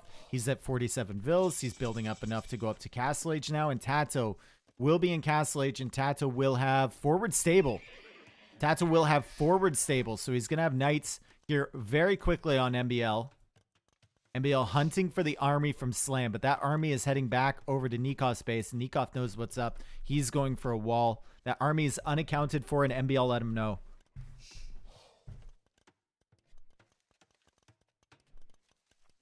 All right, Nicov, will you lose a villager here? No, he pulls it away. MBL with the Komodo Dragon Rush on the other side. Plenty of those chasing after him. Not quite the right environment for Komodo Dragons, but you never know, right? And Liereyy microing over here against Jordan, but he has less archers than Jordan does. On the other side, we have Slam going up, and we have Nicov now going up. Knights are over here on MBL's base. MBL is about to click up soon. And we'll see how much damage these knights can do. The archers from Slam have looped all the way around, but like I said, with that second TC, there's less opportunities to do damage. So that's really good at locking down these extra resources out here that are usually very exposed. And MBL is taking the whole lap around the map with these Komodos. Keep looking back at that blue dot. Like, what the hell is that? Dave, I like you. I'm mildly fond of you as well, Yanni. Jordan, has he clicked up yet? He is not. Just about to. MBL is up. And Jordan's going to click up now. Last player to click up to the Castle Age. Tatoh hasn't been able to do any damage with that FC either. And he still hasn't added a second town center in. I think he's just one stable knight production. He is. MBL going for house walls here. MBL trying to survive against Tatoh and Slam. He is seriously under pressure here. If they get through these houses, it's going to be big trouble for him. He does have the tower, but it's only one tower. MBL with walls behind there. Doesn't want the knights to loop around. Wants the knights to go through the choke point. Focusing down the archers, and MBL has done a fantastic job here, honestly. MBL has defended very nicely against this entire army. He's cleared up so many archers from Slam. He's clearing up a lot of knights from Tatoh. He's going to lose his own archers. But that was 2 armies he basically took out with this defense. He prioritized the walls in the right spots. He's going to lose a lot of his military, but that was 2 players. That was kind of nuts, honestly. Kind of nuts. And they've really forced the issue there. He's going to lose a lot of units and some villagers here, but it could have been so much worse, honestly. There's no help from Nicov over here, by the way. Yeah, Nicov getting a 20 vil lead for free by the MBL defense. Yep, basically. And now MBL reaches Castle Age. Slam still will have crossbows here. There's still going to be knights here from Tatoh. MBL walling in some additional villagers, though. Losing some more. 37 vils for him, 37 for Slam. So the Bengalis kind of balancing that out with the 2 extra villagers he got. And he still has access to gold. That was an incredible hold there from MBL. Houses at the perfect time. Walls in the perfect positions. They tried to force it. Tatoh only with the +1 armor.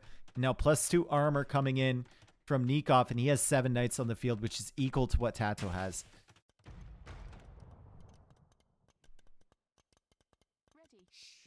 And MBL is still in this game. It's not like he got nuked by that at all.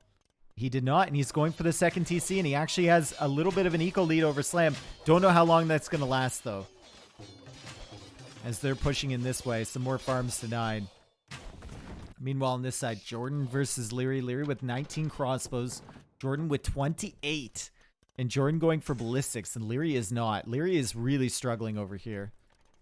He's got the university, but no ballistics. His build is really, really struggling, but taking out some crossbows for free. Tatoh all over that tower from MBL. Nicov just building up knights. Nicov is actually adding a third TC, so Nicov is full booming. MBL is saying, I will take the damage here. I will take the damage, you boom up behind. Look at the villager lead for him. 73 to 44. Oh my god, Nicov has an insane boom going right now. And Liereyy and MBL have not taken enough damage to be dead. They've not taken enough damage for this to be worth it for GL. Now GL is going to move over to Nikov's space, and Nicov adds 2 more stables. And Jordan is on the way to Nicov. Tato's on the way to Nicov. Slam's on the way to Nicov. And they're saying, oh god, we have literally done nothing to the Cubans player. This is going to be very bad. We need to do damage now. We need to do damage now. But now they're leaving enemies behind that are very much not dead yet. MBL, not too much military on the field. But Liereyy with 28 crossbows can come over to help. And will they be able to do enough to severely damage Nicov? He's got 14 knights with +2. Going for a siege workshop here now. He's got 2 TCs, 2 watchtowers in defense here. This is giving time for MBL to get back into the game, by the way. Queuing up some more archers. Hasn't gone for crossbow upgrade yet. He's going to spend that food on villagers. And he's ahead in vills over Slam. And Nicov still hasn't taken any damage. Liereyy pushing out on this side too. So Jordan's going to be distracted. Full attention won't be on this side. And Liereyy is going to go up to Imp soon. MBL is 4 TC. Yeah, he is. MBL is in like his comfort zone. Okay, I get 2v1. Whatever. I soak the damage. I defend. I go 4 TC. I go 4 TC. You're fine, Nicov. You're fine. And Liereyy is in his comfort zone too. He's going Imp, guys. I was wondering why he was 1 TC stalling out crossbow production. Liereyy is going to be Imp with Britons. With 28 crossbows currently. Nicov simply building up knights. Nicov 92 villagers. Fantastic play so far from AM. And MBL now heading out sneakily with these archers. He's going to run into the crossbows from Slam though, so he has to be careful. He needs that crossbow upgrade to come in soon.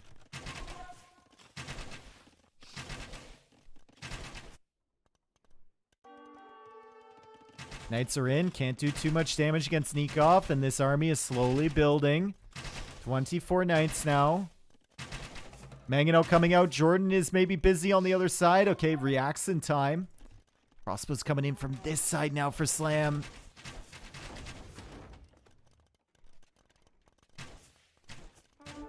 There's 3 players here on Nicov, and they haven't been able to do anything to him. And now Nicov is defending verse 3. MBL is building up again. Liereyy is looking for a push. Jordan has to retreat from this area. Minute and 50 seconds away from Imperial Age's Liereyy. It's a good snipe from Tatoh on that Mangonel. Really good stuff there. MBL now getting ballistics. He's got 19 crossbows of his own. He's got to watch out for these crossbows from Slam. But this army from GL here is really just not doing that much. 102 villagers from Nicov, and he's going to have enough knights. If Tatoh leaves, Nicov can dive on this. And that is a lot of knights. Yeah, be careful. As soon as Tatoh comes back with the camels, you need to retreat. He's keeping so many people tied up here. Tatoh now going for the 4 TC. So Tatoh is going to try and catch up in the boom. MBL dealing with this stuff. He has ballistics. Should be fine. And crossbows at the back here, soon to be Arbalest as soon as Liereyy is in Imperial Age. Oof. And is Liereyy on stone? Liereyy is not, so he's not going for a forward castle here. Siege to back this up is going to be a question mark from Liereyy. I think right now he's just going to play Arbalest, though. Jordan needs to kill that army right now. Yep. I don't think he can, though. It is Liereyy. And Lierey's going to wait for his upgrades to come in. MBL now pushing out this way. MBL is going for a siege workshop. MBL is 69 villagers, which is the same as Tatoh, which is nice. And Liereyy using the extra range to full effect. And Jordan's just going to lose this whole army here. It's going to be a line of death. This is not a good engagement for Jordan. Meanwhile, the army back here still doing nothing. And Nicov adds 2 more TCs. Nicov is going to be 7 TC booming here. I think they're more for defense than creating villagers. 7 TC booming. And oh God. Everything converges on Jordan now. Everything converges on Jordan. Nicov is going for TCs in defense. Tatoh now diving this area. He knows he needs to do damage because look at all these knights over here. What a play from Aftermath. Liereyy is here with the crossbows with imp upgrades. No Arbalest upgrade yet, but he doesn't need it at the moment as Nicov is over here with the knights. MBL is on the way to Imperial Age. And GL's army is completely out of position, being completely destroyed by nothing but TCs. They're going to go over here. Surely there's something open over here. Nope. More TCs from Nicov.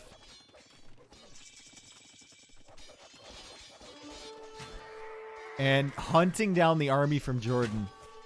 Hunting it down. MBL now coming over with crossbows. Nicov is at 113 bills. Doesn't care if he loses a few. GL got themselves in a really rough position in the middle of Nikov's economy there. They felt like they needed to do damage for him. They kept waiting for an opportunity, and it just never showed up. And 3 of their armies were stuck there forever. And now those armies will find some damage against the villagers from Nicov, but they will be cleared up soon. Slam does have Arbalest. Slam is an Imperial Age. So Slam should be able to do some damage back here. But the Knights are still here. The Arbalest, soon to be Arbalest, are still here from Liereyy. I believe he was going for capped ram as well. Or he was for a second there. Yeah, they are capped ram. So maybe he can push Jordan. Slam is doing damage against MBL over here. Looks like he killed a bunch of villagers. That's good from him. MBL with Skirmisher. Nicov and MBL going to try and clear this stuff up now. Villager count still much better for AM, but more military for GL at the moment. Oh, God. Tatoh losing a lot of vills. Down to 77 vills now. Slam is kind of sitting on everything MBL has. Oh, Slam needs to be careful. MBL has mangonels. He's got 4 of them. I know they are Arbalists. 4 mangonels, though, can still do damage. And yeah, Slam micros it down. Okay, good stuff from Slam. Meanwhile, Tatoh is just losing every TC to this army at the back. And Jordan says, GG, well played. And it was well played, honestly. Really well played. This hold from MBL was absolutely insane. Against Knights and Archers. With only Archers yourself. To get those house walls down there, to get the palisades behind, to micro down the Archers from Slam and ignore the Knights. He microed them down with his tower and his Archers, got rid of the range units, and then just had to deal with the Knights. And Nicov just booming behind, even adding another TC, but these were definitely just for defense. And you saw, like, GL's army hung out here for so long. They knew the problem. As soon as they couldn't do significant damage to MBL, they knew the problem was that Nicov had a free boom behind. They needed to do damage to Nicov, but Nicov had the setup perfect. And they couldn't do it. How can I say that I love you without saying that I love you? At Dave AOE. Amazon Prime. Lots of Arbalists from Slam, lots of Knights from Nicov. And that is another map for AL. Or AM. So AM The only way they could get first here is if they win the next 2 games. Fuck you all. Your lives are so sad. I get a charity tax break. Man, just for oh, thank you for hanging the out with prime. Something something prime gamer. He loves me. He loves me, chat. Damn, what an eco. What an eco there from Nicov. Nico. What a game from AM, honestly. I think there was just... MBL was in his comfort zone being 2v1'd on a flank. Liereyy was in his comfort zone going 1TC fast imp. And Nicov was in his comfort zone booming behind. Perfect.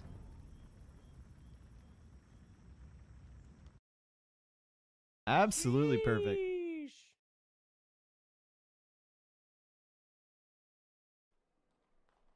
Yo, Flaccid Monkey. Is that like a... Wait, it's... Is that like a combination of Captain Flaccid and Monkey Lumps? Are they having kids? Oh, God. Oh, no. Flaccid Monkey. Oh, my Twitch chatters are... Oh, no. They're breeding. In before Captain Monkey? Yep. They are multiplying, exactly. We're pog planted. Ew. Ew.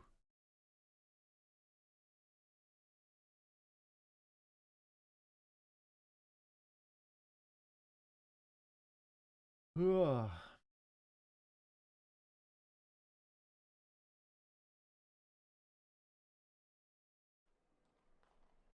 All right, so 4v4 upcoming. How many of the new civs have AM used? They used Hindustani. Or no, they used Sheesh. none of them? They haven't used any of them. Bengalis. They used Bengalis last game. That's right. Thank you. Anonymous, thank you for the gifted sub. Thank you so much. Skull Candy? You gonna thank him? Skull Candy? Skull. It was me? Did you gift? Thank you, Taurus, if you did. No, it was me? Okay.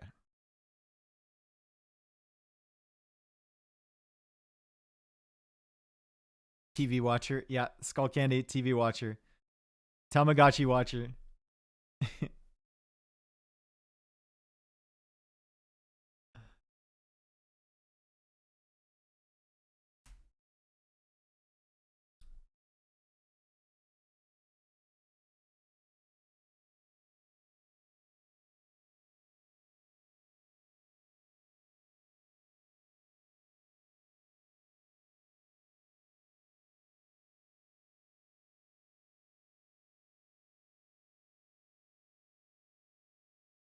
Thing when I think of you.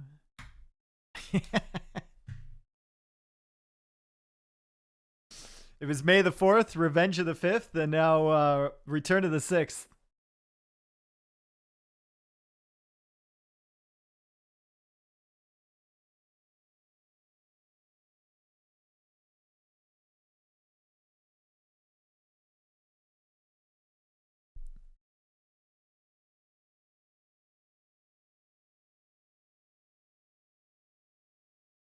Jordan is saying never put pressure on MBL. Did he actually say that? That's smart if he did. There's like one of the worst players to 2v1 is MBL. Honestly, you're wasting your time. You're wasting your time. This music sucks? What are you talking about? I love this song. It's a viber.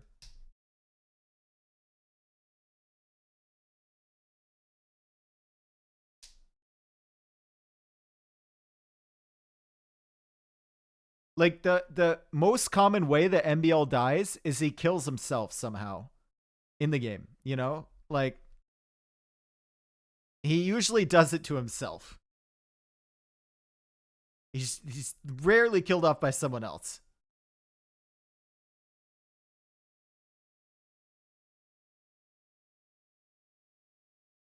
Anyone else up there with MBL and Viper as best boomers under pressure? It's not even boomers though, right? It's just like rat mode.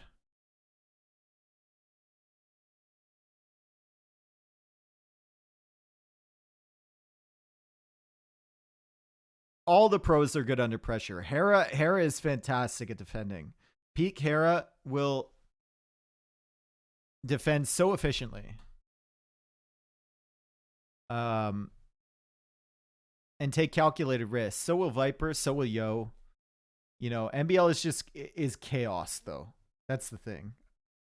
Absolute chaos. Like he'll go to stone and add 7 towers. No one else really does that. They all try and wall and stuff. MBL is just like he just does things differently. He'll make himself a little egg base that doesn't make sense at all, but somehow works.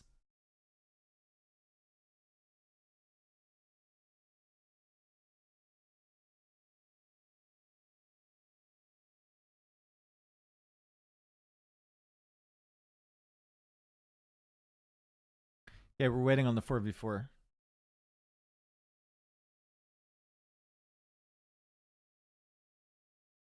Is Hera playing AoE2 full-time again? I don't know about full-time.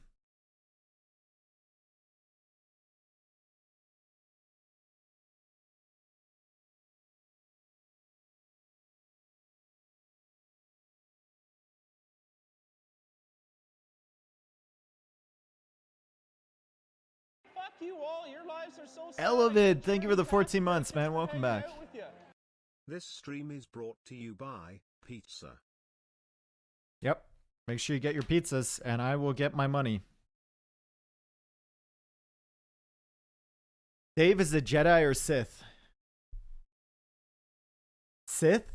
Good. You're learning.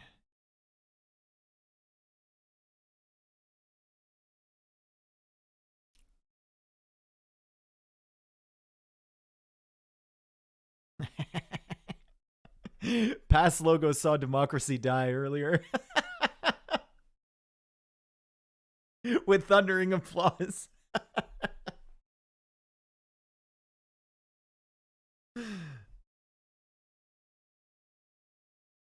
Oh no, there's a poll? Is Dave a Sith Lord or a Jedi Knight? Oh god. Oh no, I don't like the way this is going. Oh no. Darth Dave. When will Hera host an AoE2 tournament? Hasn't he done it in the past? I feel like he has, right?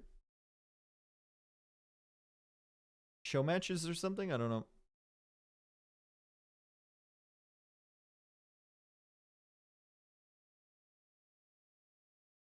He did the Champions one. Yeah, that's what I thought.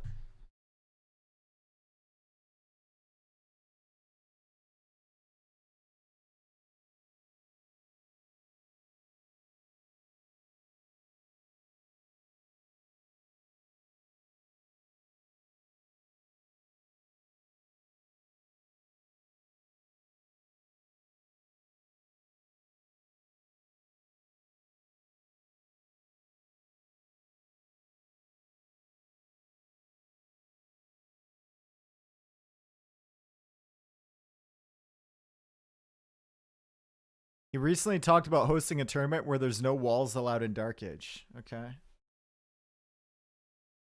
Okay. Interesting. So a Scout Rush tourney? Maybe. Probably not.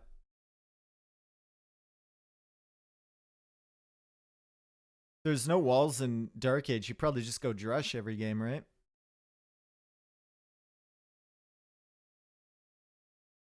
Literally just go Drush every single game.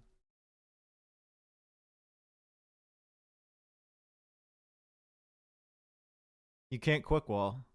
Okay, 76% of you said I'm a Sith Lord. All right. You can't Drush because they will Scout Rush? What? Drush is good against... What? You can drush and still go up at a similar time as a Scout Rush player.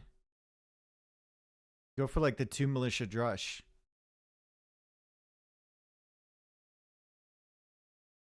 You have no walls back at your base? Bro, have you seen the meta the last few months?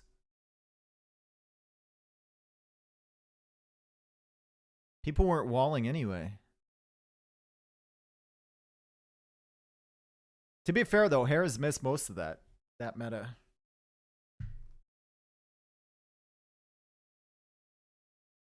You can't go Drush FC, but you can still go Drush. Exactly. No one's going Drush FC anymore. It's really rare.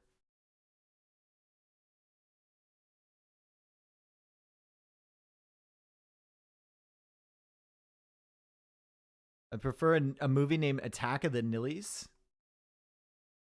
Attack of the Nillies. Okay. Imagine if Nilly was like Jango Fett. Imagine if Nilly was the guy they cloned. You just have like hundreds of thousands of clones telling you to check Wikipedia and making really bad jokes.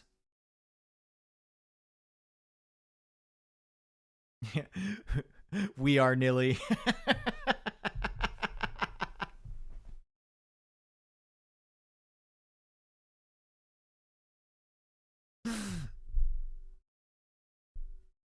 Hey, be a lot less demand for meat.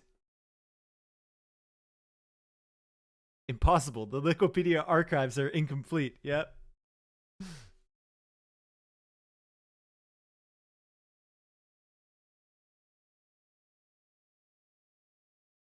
What would Order 66 be if it was Nilly?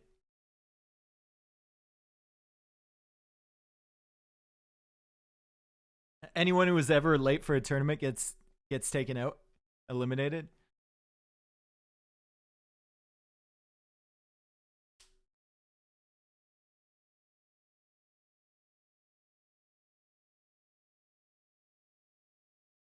Dude, if we had hundreds of thousands of Nillys though, we need a lot. We need a way bigger bench. Is this the last set? Yeah.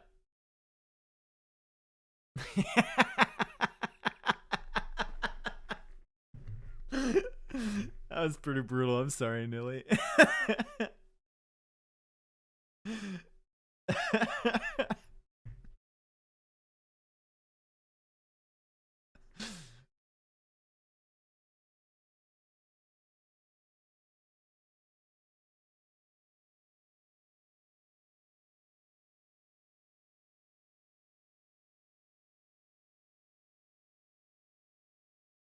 All right, we're still waiting.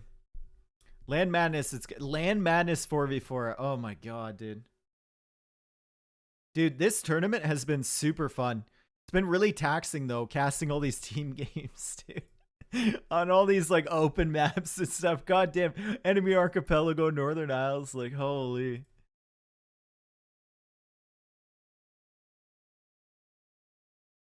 All right, 1 minute and 30 seconds.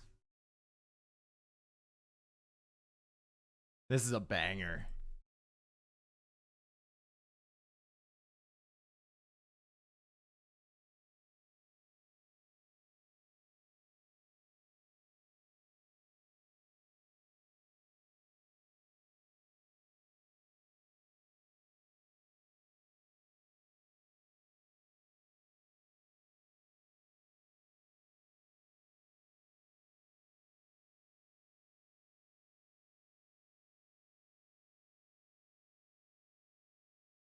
Which 4v4 map do you prefer most so far? If I wasn't casting, if I was just spectating, Enemy Archipelago. Or Northern Isles, probably.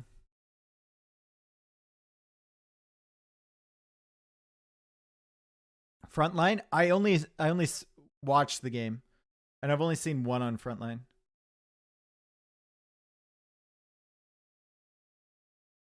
Modest Mouse versus Dead Mouse. Who wins?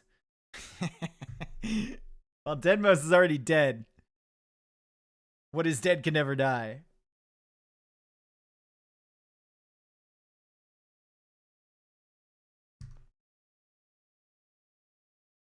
Okay, we'll save that for later. All right, we're going to get into the game here. This is game number 4. Been a long day, but it's been a good day. AM versus GL, and we've got ourselves some Land Madness 4v4. We've got all 4 of the AM boys participating and all 4 of the GL guys participating. Deadmau5, he streams on Twitch. I know, I've watched his stream before. Pretty good. I like his music a lot. He's like my, if I need to get something done, I'll put on like a couple hour mix of his songs. Put it on. Is my get stuff done music. Okay, GL versus AM 4v4 Land Madness here. And on this flank, we're going to start it out with MBL on the flank against Jordan. MBL is playing as the Dravidians. Jordan is also playing as the Dravidians. We see Tatoh playing as the Gujaras, so using 2 of the new civs already. And we see Nicov playing as the Hindustanis. So 3 of the new civs present on this side alone. Hera is playing in the pocket position as the Franks, pretty standard. Daut as the Hindustanis over here. And then Slam as the Britons and Liereyy as the Ethiopians. So Archer matchup on this side. I think Dravidians play into Archers. From what I've seen, getting that extra wood is very, very useful. They also have full Archer tech tree. Gujaras will likely play into Shravamsha Riders or Camels. And Hindustanis will definitely play into Camels here. And then we have Knights for Hera, Camels for Daut. Interesting that we have 2 Camel civs in the pockets for GL. We'll see how that plays out. I feel like I'd rather have a Knight civ there, and Shravamsha Rider is really... It's good in Imperial Age. I think once you get the Elite upgrade for Shravamsha Rider, I think it's a good unit, but I'm not sure about the Castle Age version. Not sure about it at all. Okay, so Archer pressure likely on both flanks, and then scouts from the pockets. Wonder if anyone's going to try for an FC here. I wonder. I don't know yet. Let's see if our Gujaras player also went for the early mill, which he did indeed. He's got all 10 of them in there, so you can see Tato's food income kind of ticking upwards slowly. And when you go for the early mill like that, that means you won't have enough wood to go for the lumber camp right away. So you have to take the stragglers. You really have to adapt your build. Interesting how... Oh, did one of these get bugged out? So with Gujaras, you start with 2 berry bushes under your TC. But on this Land Madness version, you start with a berry bush here. So I think he already took that. He must have already taken that instead of the sheep. Must have already taken that first fruit bush, and now he's gonna start working on these other 2. Did Bengalis have 100% win rate today? Well, MBL won them with them. Daut won with them. What about the earlier games today? I don't remember what happened with the earlier ones. I don't remember at all. If someone picked them. All right. So, uptimes will be incoming fairly soon. Dravidians, getting that extra wood means you can go 2 archer range and keep the production up and even get the blacksmith up pretty quickly. So it should be good for them. In a 4v4, you're unlikely to go for the men-at-arms archer approach. You're likely just to go more into archers since... You know, attacking and doing damage to one player is fine, but there's always their teammate you have to worry about. All praise the TV Twitch watchers. Fishy Rabbit, thank you for the 6 months. You hear that, TV watchers? You have fans. You have fans. Jordan and MBL so close? Yeah, they're close, but they've got this wood line in between them, so you have to go around that to get to the other player. Remember, you cannot wall on this little gravel terrain, this rocky terrain, so you're going to have to figure out another way to wall. And if there's one player to do that, it would be MBL. I'm envisioning an egg right now. I'm envisioning a full egg. MBL walling here to his TC with no wood line safe and just a tower over here or something. That would be the most MBL wall I've ever seen. So far, Hera is the weak link on the AM team. I mean, to be expected, though. All these other players are right around the same level as Hera, and Hera's taken time off, right? They haven't. So I would, coming into this, I would definitely expect Hera to be the weakest link, but he's not. He hasn't been playing that bad, honestly. He's been playing pretty good since he came back, so it's like riding a bike, right?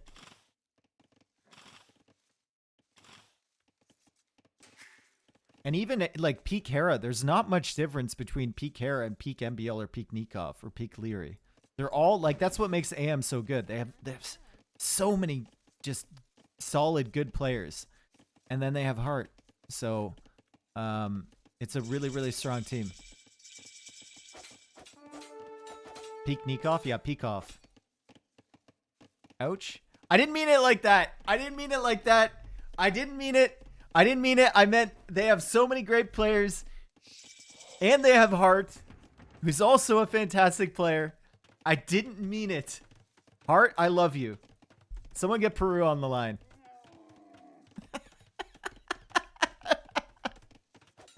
Backpedal? I'm not backpedaling.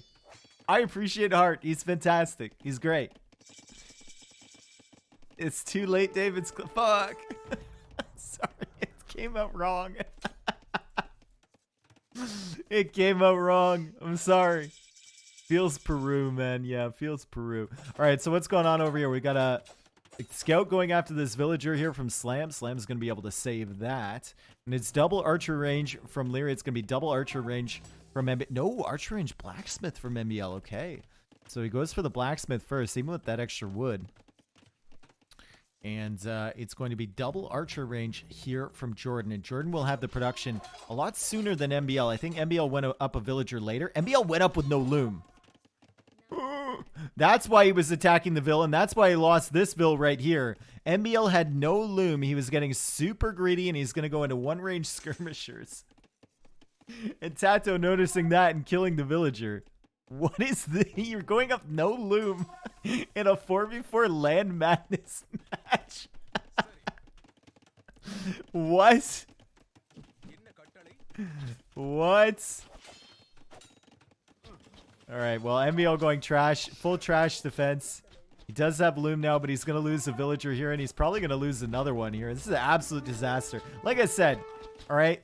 If you're the other team, you don't really kill MBL. You sit and you wait for him to damage himself. And that's exactly what he did. Super late uptime, no loom, one range defense, and a skirmisher spearman.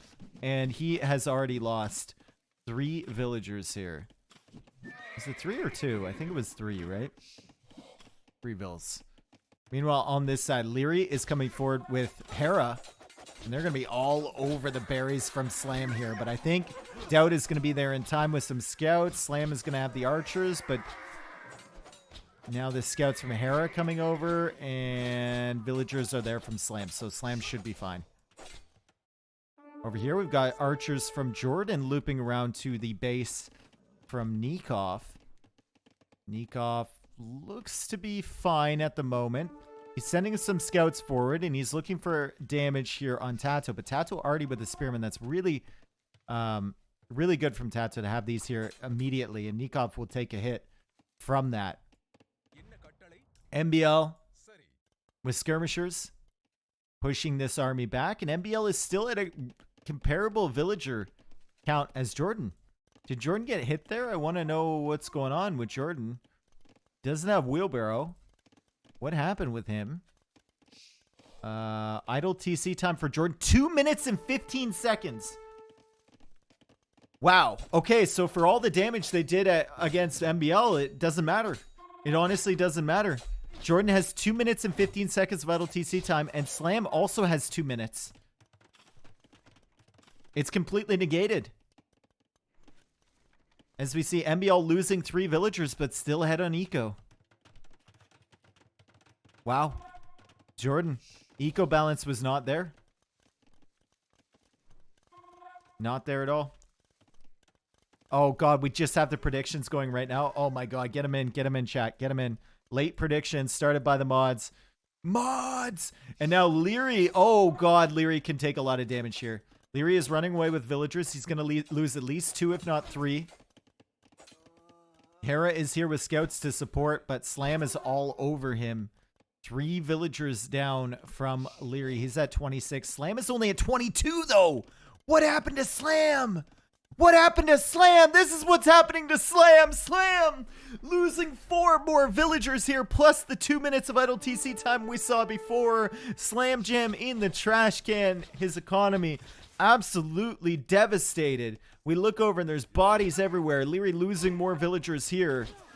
Oh god, this is a massacre. MBL was some reason in Nicov's base. We're trying to understand why. I don't understand. Jordan roaming around here. Only a couple pigs though. And Liereyy is getting hit, but not as bad as he hit Slam as he makes his way over here to Daut's economy now. Daut getting bloodlines. Daut double stable production. Daut has 12 scouts on the field right now as MBL clears up the archers from Jordan. And GL's flanks are kind of letting him down a little bit now.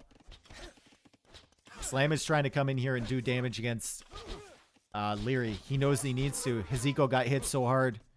His eco got hit so hard. He's still 4 villagers behind Liereyy, even though they did so much damage. Liereyy over here with the archers. Spearman in front. Daut is kind of biding his time. Daut was at 12 scouts. Now he's at 7. He's waiting. He doesn't have the armor upgrade yet, but he does have bloodlines. Meanwhile, back here, Nikov's still looking for damage against Tatoh. Tatoh at 36 vills. Now, Castle Age comes in first for Hera as the Franks. Hera is going to be the first player there, shortly followed by Jordan, who is in the back of MBL's base. And MBL losing more villagers, but this is what I'm talking about with MBL's defense. He doesn't care about making multiple towers. He's going to have to. It's going for more villagers on this towers here, but Tatoh is here with the scouts. MBL really struggling. Jordan's on the way up to Castle Age. MBL will get the tower down and get some villagers, but there's not enough room for them all to fit. And now Nicov is on the way to Castle Age. MBL is still surviving, though. 30 villagers for him. 32 for Jordan, but remember, he's on the way up. MBL does have more villagers than Slam at the moment. This is a bloodbath. This is an absolute bloodbath. Nicov looking for damage against Daut. Daut still hasn't clicked up, but he's got 25 farms.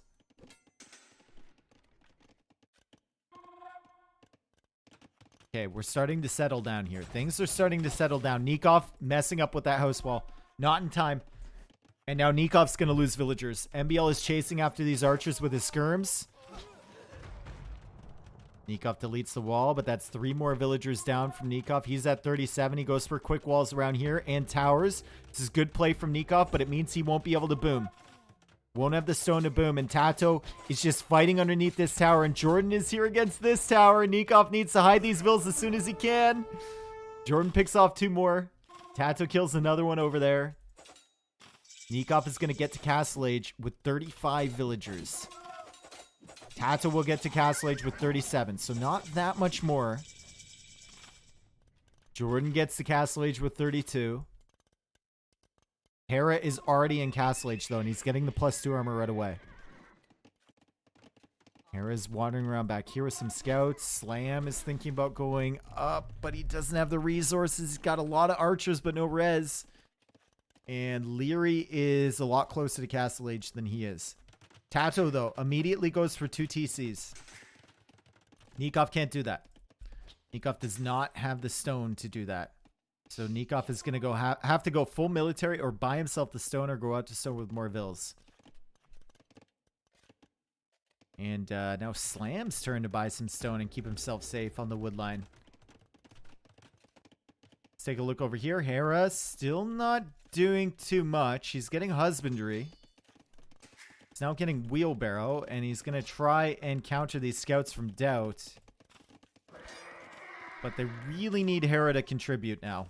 With Frank's pocket, hasn't really been hit at home that much. Went up to Castle Age first. They need these knights to come forward and start doing some serious damage.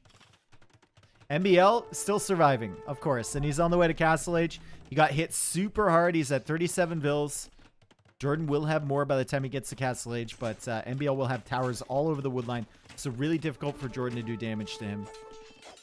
And now the scouts from Tatoh and the scouts from Daut are in on Hera's economy.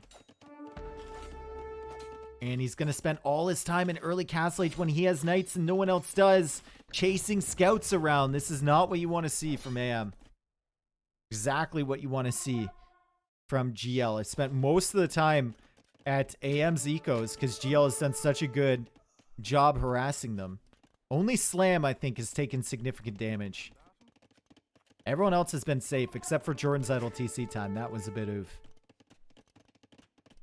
University is in for Jordan, though, so he's going for ballistics. And he's got this army in the back, but MBL does have skirmishers hunting this down. Jordan also has stuff over here, still in the back of Nicov space. Nicov forced into a siege workshop. Not what you want to see from your pocket player. Not what you want to see at all. Oh, God. Full-on commit with the villagers against the scouts from Tatoh. And Liereyy is going to be able to take that out. And Liereyy will reach the Castle Age with 3 archer ranges, immediate crossbow, immediate university. And he's going to attempt to do damage to Slam, who is still 1 minute and 30 seconds away. I think they need to go to Daut, though. I don't think you go to Slam. Slam is full-on turtle here. I think you go to Daut and try and do damage there. And that's exactly what Nicov is doing right now.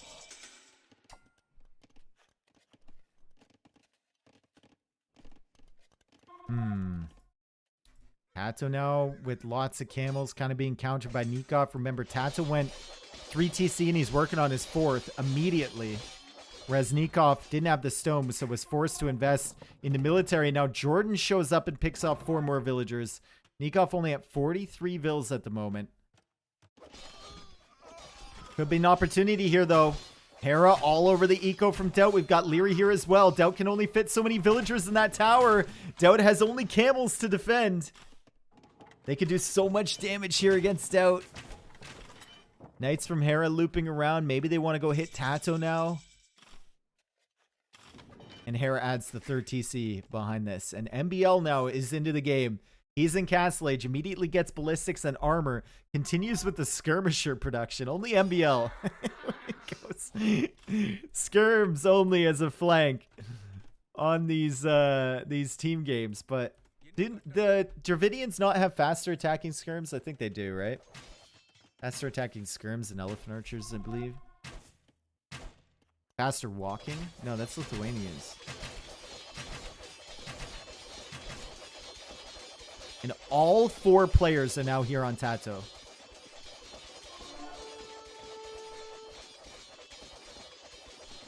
Is it faster walking or faster firing? Yeah. So this is very similar to the previous game. Remember what happened? Previous game.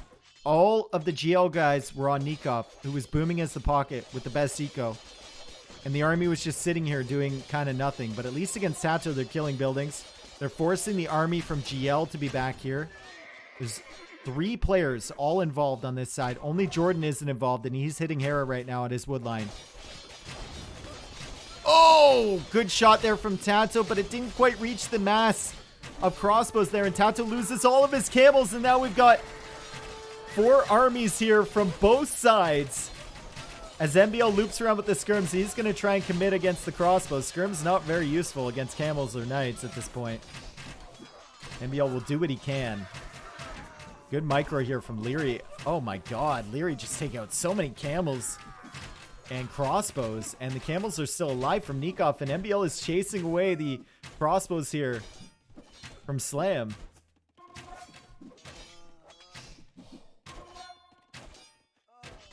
MBL going for another TC. Nicov now going for his 2nd TC.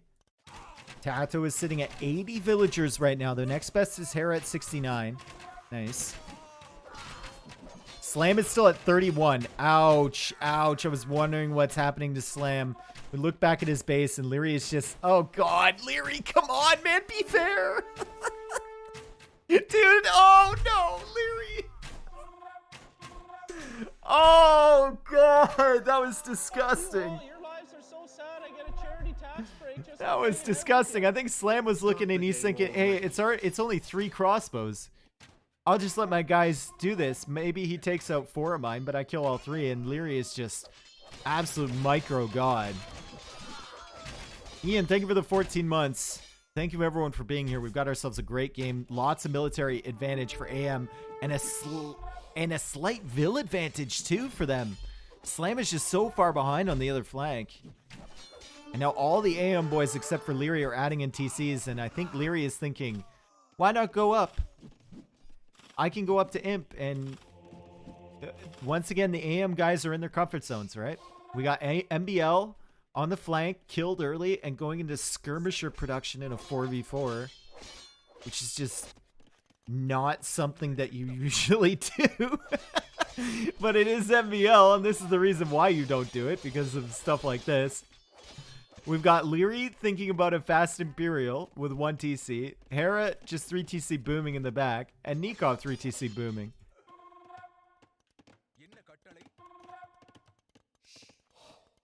And now the skirms are going over to this side. And they're switching over to Slam. Oh, God.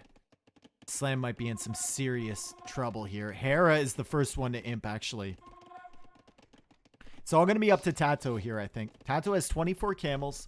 Tatoh is an excellent economy, 98 villagers. He's going to have to carry hard, though. Because Daut is still 1 TC.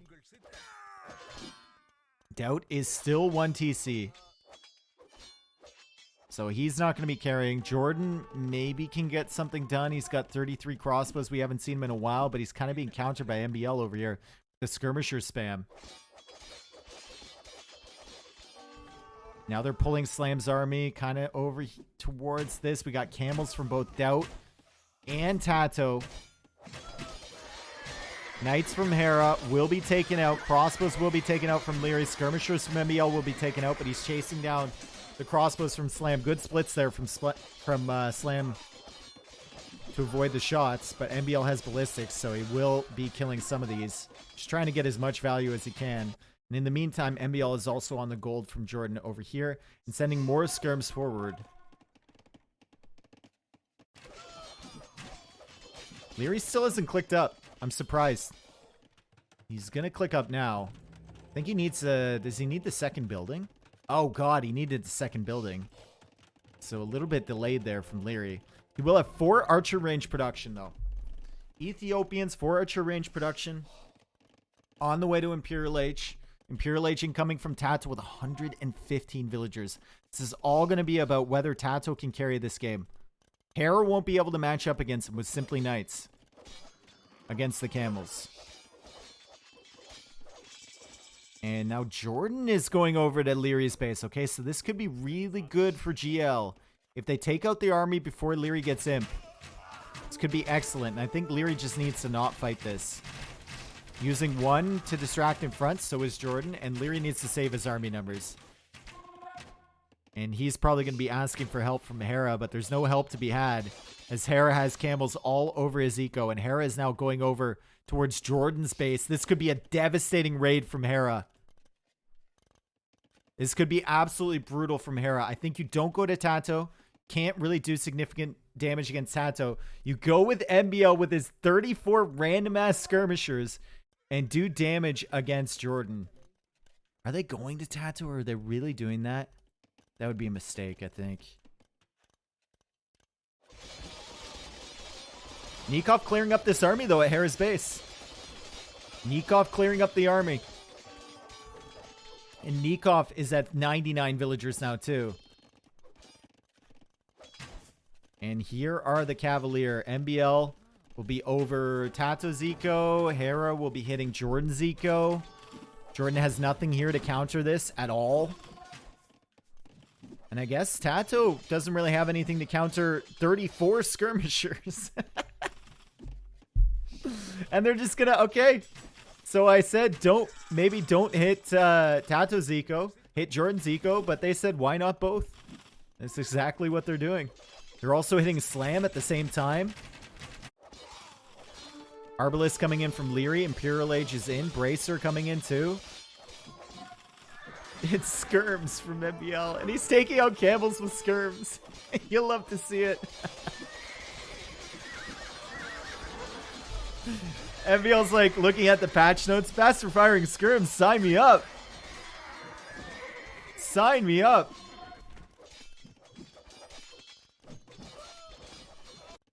Oh, God. Okay. Daut is managing to defend his ally. Managing to defend his flank, but remember, Daut was so late to that second TC. Daut has kind of been a non-factor in this game ever since Feudal Age. He's been pretty, like, his army just hasn't really been there in numbers the entire time. So I think he got hit hard at some point. He was just never able to recover. Aftermath is now spreading like a weed. We can see the villager count for them. 382 total versus 289. Almost ahead by 100 vills. Now they're taking out the TC at the front. Daut can't really engage here with just camels against the arbalists. Huge difference in overall population and villager numbers. Daut's going to lose some more vills here. Slam is expanding a little bit. He got hit so hard at the beginning. It's hard to recover from that, especially with the idle TC time he had too. MBL, in the meantime, is at 87 villagers himself, and he's on the way to Imperial Age. He's got skirmishers in defense, so Jordan's going to find it really tough to push, even with Arbalists. This tech is on the way from Tatoh. Not sure. I think that means elephant. Is that a bonus on elephants? Less bonus damage and more armor, maybe? Elephants and camels, is it? I don't know. I don't know what that does. Oh, minus 25% food. That's right. That's right. That's what it is. And Hera's getting Paladin. Hera's done a pretty good job. Raiding. Raided Jordan like crazy. He raided Tatoh like crazy, and now MBL is getting raided like crazy. And MBL, you need to notice this happening. Okay, he finally notices. Lots of villagers going down there. Daut, okay. Daut clearing up some of the Cavalier. We got Slam behind here with crossbows. Lierey's army still doing work at Tatoh's base. But Tatoh heading over with a lot of camels now. And Daut's about to collapse from the other side too. So Liereyy needs to be very careful. This is the majority of his army right here. He's found himself a really nice spot to sit next to the berries. And Tatoh even has to delete the mill with all the pigs in it. Liereyy, quickly, snipe all the pigs.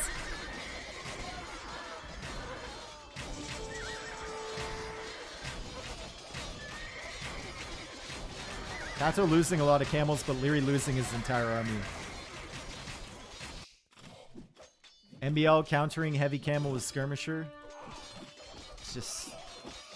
At some point, this skirmisher wave is going to hit Jordan, and Jordan is not going to have a very good time. This skirmisher wave is going to hit him. He's got 8 archery ranges he's going to be producing skirms from. They should have gone Vietnamese if MBL was going to do this. They should have gone Vietnamese. At the back here, Jordan raiding a little bit. Paladin almost in, though, and those will clear up these Arbalists. No problem. Another castle here from Hera, as well as Slam continues to try and expand his eco. Liereyy finally going for a second TC. And MBL. Where is he? He's over here with the skirms. Oh my god, look at the camel numbers here from Nicov. Nicov getting heavy camel. Nicov has done a good supporting role here as Tatoh runs in. Jordan losing the remainder of his Arbalists. MBL with imp upgrades on these skirmishers now will start to help out with Nicov against the camels from Tatoh. I'm sure Nicov is having words right now with MBL. MBL's like, I'm here. And Nikov's like, Emby, it's just skirms. What are you doing? I'm sure he's not happy about the supporting role that MBL is playing right now. This is why I love watching games with MBL in it, because you always get something. It's just a little ridiculous. And look at this. He's just going to overwhelm Jordan with skirm numbers. Jordan getting Frontier Guards.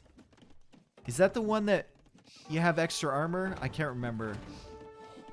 I don't remember what Frontier Guards does. And there we go. Nicov clears all this stuff up. Slam. I mean, poor Slam. He's just been in trouble all game. There was no recovery. And Nicov now getting Imperial Camel Rider. Daut is almost in Imperial Age. Slam is almost in it. Slam's almost in Imp. with this TC, thank God. He had to relocate. Was that the Imp TC? Or he just clicked up. I guess he just clicked up. I meant to say Daut is almost an Imp. I guess he just clicked up. I debated myself. And MBL has 78 skirmishers right now, with 13 more in the queue. There's skirms over here. There's skirms over here. There are more skirms over here. Tatoh unable to do really anything. He can't get Imperial Camel. That is Daut's job. And Daut is still a minute away from Heavy Camel. And Liereyy is simply microing all this down. And now, now MBL says, Liereyy, I'm here. And Liereyy probably like, here with what? Here with what? Envy. Hey, he's doing the job. You know what? He's taking out camels. And he's sitting here chasing. Look at, he's ignoring the camels from Tatoh, chasing down the Arbalest from Jordan. And he's sitting under the TC. MBL with 79 skirms on the field and 31 more in production. Oh God, but there's Imperial Camel from Nicov. Tatoh does not have access to that. Trevemsha Rider on the way from Tatoh, but it's too little too late as MBL is all over the eco from GL with his skirms, and Liereyy is there too, and Hera is there too. Hera's been everywhere with the Paladins, and they call the GG, and that was just something else for Mayhem. Liereyy got hit super hard. MBL got hit super hard. Nicov got hit super hard. Hera was the only player to really not have his eco hit. And Slam was really the only player to have his eco hit early from GL, but they still managed to pull it off. First place still possible for AM? Yep, they can still tie Swami. I just want to hear like the AM comms after that. I just want to hear it. Oh my God. Ambi, what are you doing? Look, his KD wasn't even that bad. It was 141 to 162. 92 skirms. Like, he didn't even try to go into crossbow. He didn't even make an effort to go into crossbow. I don't know, man. That's why he's my favorite player to watch, honestly. So weird. Why did you add a point for GL? Sorry, I added the point for the wrong team. Yeah, I do that all the time. Don't worry about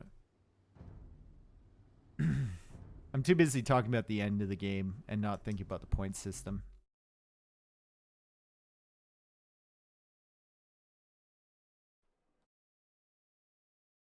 Are they streaming? I would have loved to hear that. Yeah, I get that you clipped me saying that about Harden unintentionally. I understand, guys.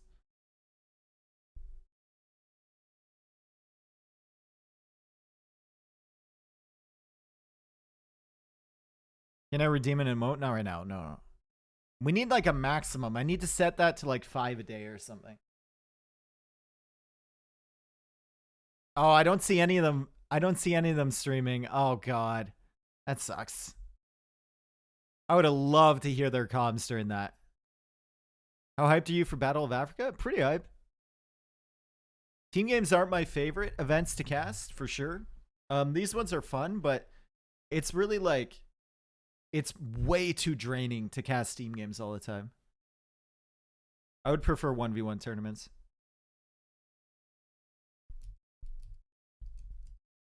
Yo, what's up, Roxy? Nice to see you back.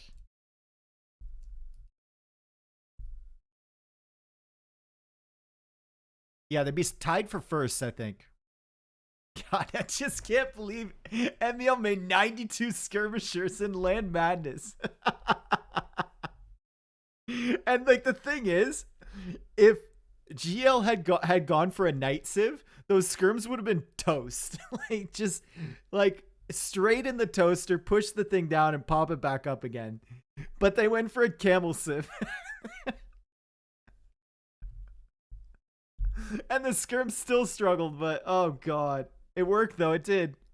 It did. How about casting team games with the co-caster? It's still like, I don't know.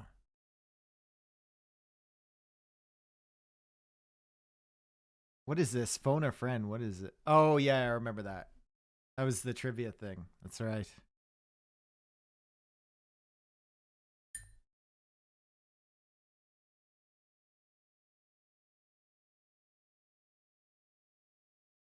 Watching MBL is like watching Rick and Morty. You need to be real smart to get it. Oh, yeah, you need a very high IQ. Or a very low one. At some point it meets. It's like a circle, right? It just meets. You need a super high IQ one or a super low IQ. It'll meet at MBL.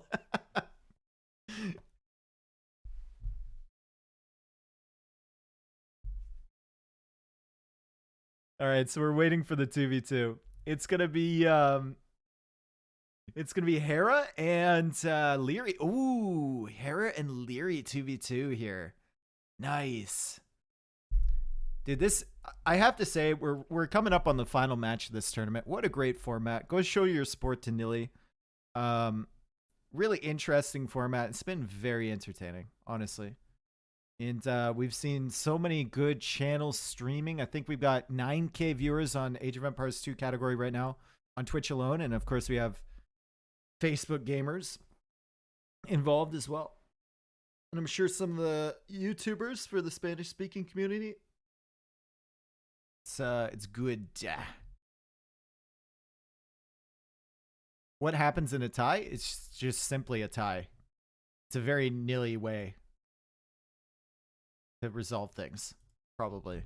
No book holds here. We don't need Nilly to explain book holds for the 50th time.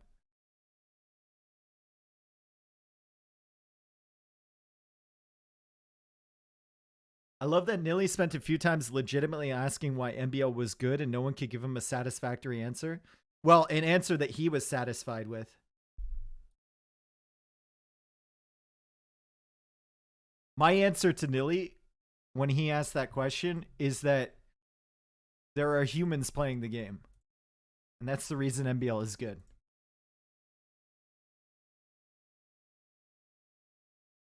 That makes sense. But Nilly doesn't understand that response because he's not really human. So MBL counters humans. There's just too many variables in Age of Empires 2, right? So efficiency doesn't matter as much, I think, as some people think it does. Because you're never going to be able to be 100% efficient. And that means that like MBL's weird defenses and weird compositions and weird decision making can confuse his opponent. It makes it harder for them to react because they're only human.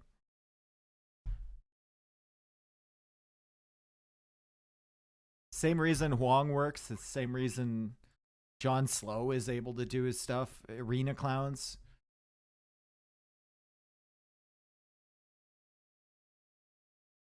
Licks doesn't make sense. Exactly. That's the beauty of the game, dude. If we ever get to a point where players like Licks can't find success some of the times, then I'm not sure I want to continue casting the game. But I don't think we'll ever get to that point. There's just thousands, hundreds of thousands of variables that you have to take into account with a game like AoE2. With the random map generation, makes it even more. And I don't think humans are capable of calculating all that kind of stuff on real time.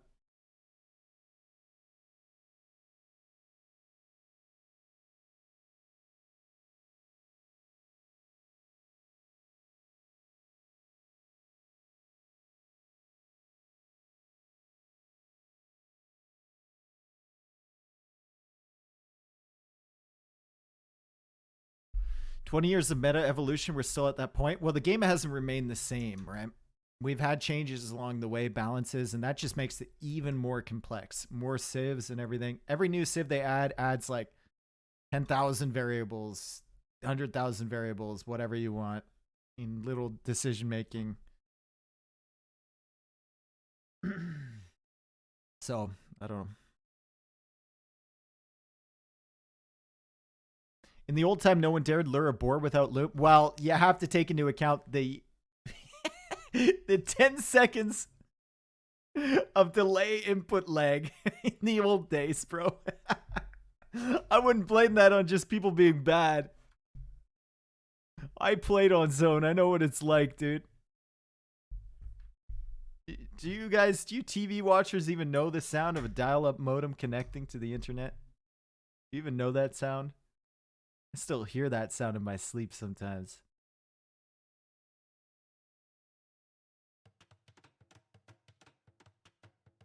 Okay. We have the 2v2 here, and it is on Haboob. We've got Liereyy playing as the Chimera and Hera as the Gurjaras. Final civ here for Aftermath. And is Hera going to go for that early mill? I think he is. He's already sending out a villager. He's going to garrison all his goats inside that mill and get that passive food income rolling. Looks like he's going to be up against Jordan, who is playing as the Ethiopians. We saw Liereyy with them last game. Tatoh will be playing as the Magyars here, and Liereyy, like I said, will be Chimera. So 2 scout civs on this side. And then Gurjaras, do they go? Can they go into archers? Well, feels like you want to go for a food unit instead, right? Huh. I don't know what Gurjaras goes for. Skirms? Zipla, thank you for the 3 gifted. Thank you, dude. Thank you so much.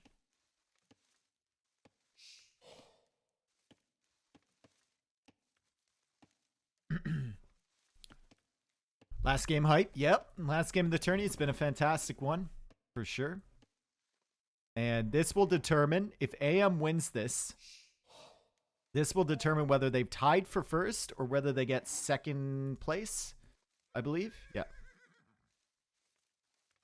Lierey's going to take those and Hera's going to be like, no. Bro, these are mine. All right. I've counted. I only have 6 goats inside this. Those are mine. Thank you very much. I will take those back to my mill.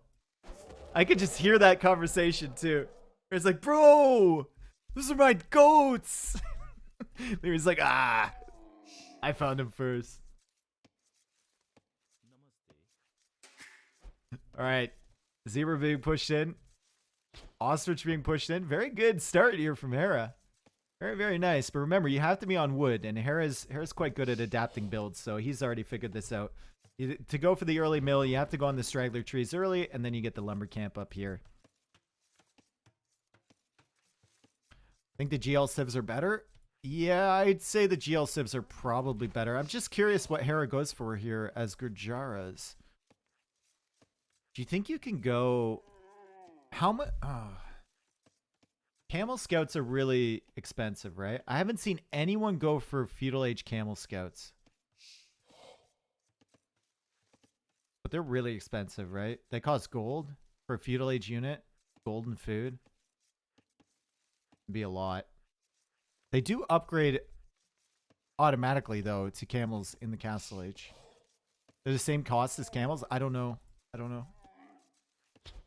I assume so. Like I said, I haven't seen them. I haven't tried them. How much do they cost, chat? All right, lumber camp here from Hera. So he's adapted his build order a little bit, and he's going to have that passive food income of the 8 goats inside the mill, and you can see that ticking up slowly. Which team do you think has better civs? I would prefer Magyars and Ethiopians simply because I know what you're getting. And I think Magyars are comparable to Chimera on a map like this. And I think Ethiopians going archers, at least you're streamlined towards the archer build and you've played it many times. With Gurjaras, I think you're experimenting a little bit. Hera, though, is going to go up 18 pop. Are they both going to go scouts? Is it double scout build here? And double scout build? No, not double scout build here. It's going to be archer build from Ethiopians, of course. They can afford to go up a little bit earlier because they get the extra res.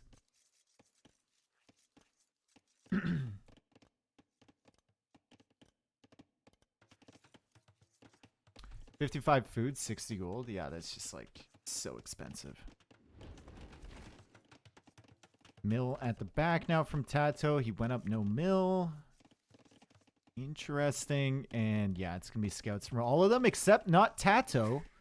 Tatoh waits for another villager. He didn't have the building. Oh my god. He didn't have the second Dark Age building. Bro, I was wondering about that. That's why he goes up 2 villagers after everybody else in this game. So AM is going to have at least one extra scout on the field before Tatoh gets his stable down. Remember, Liereyy doesn't have to make the barracks. He simply just has to make the stable right away. So he's going to be faster than Tatoh as well. And even Hera is denying the barracks position a little bit. Things are just looking really rough for Tatoh right now. Hasn't lost any eco or anything like that, but it's just been delay after delay. Should be able to get this barracks down. Yeah, he gets it over there. It's just annoying at some point. Tato's a good player, though. He should be fine.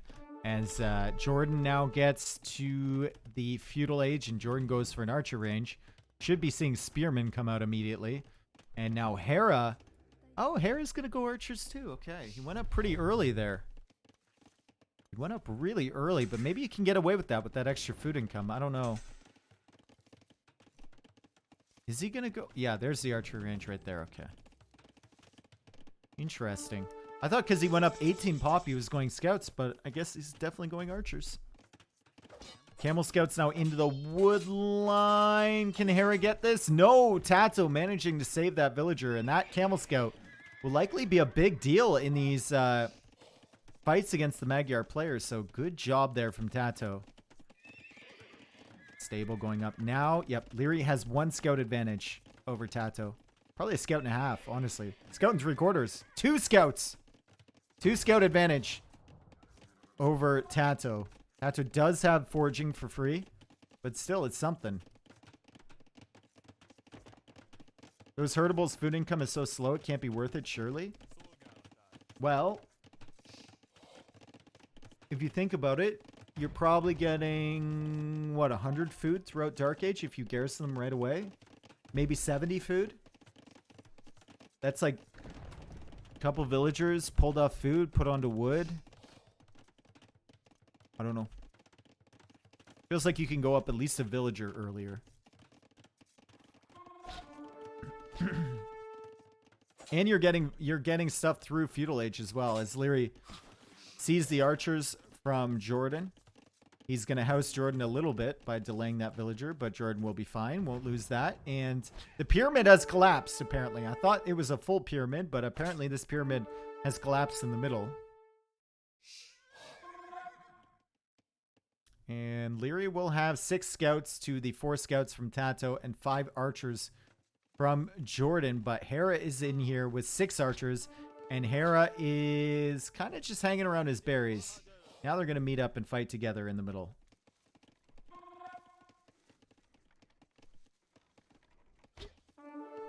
The relic was on top of the pyramid. Yeah, and then it slid down.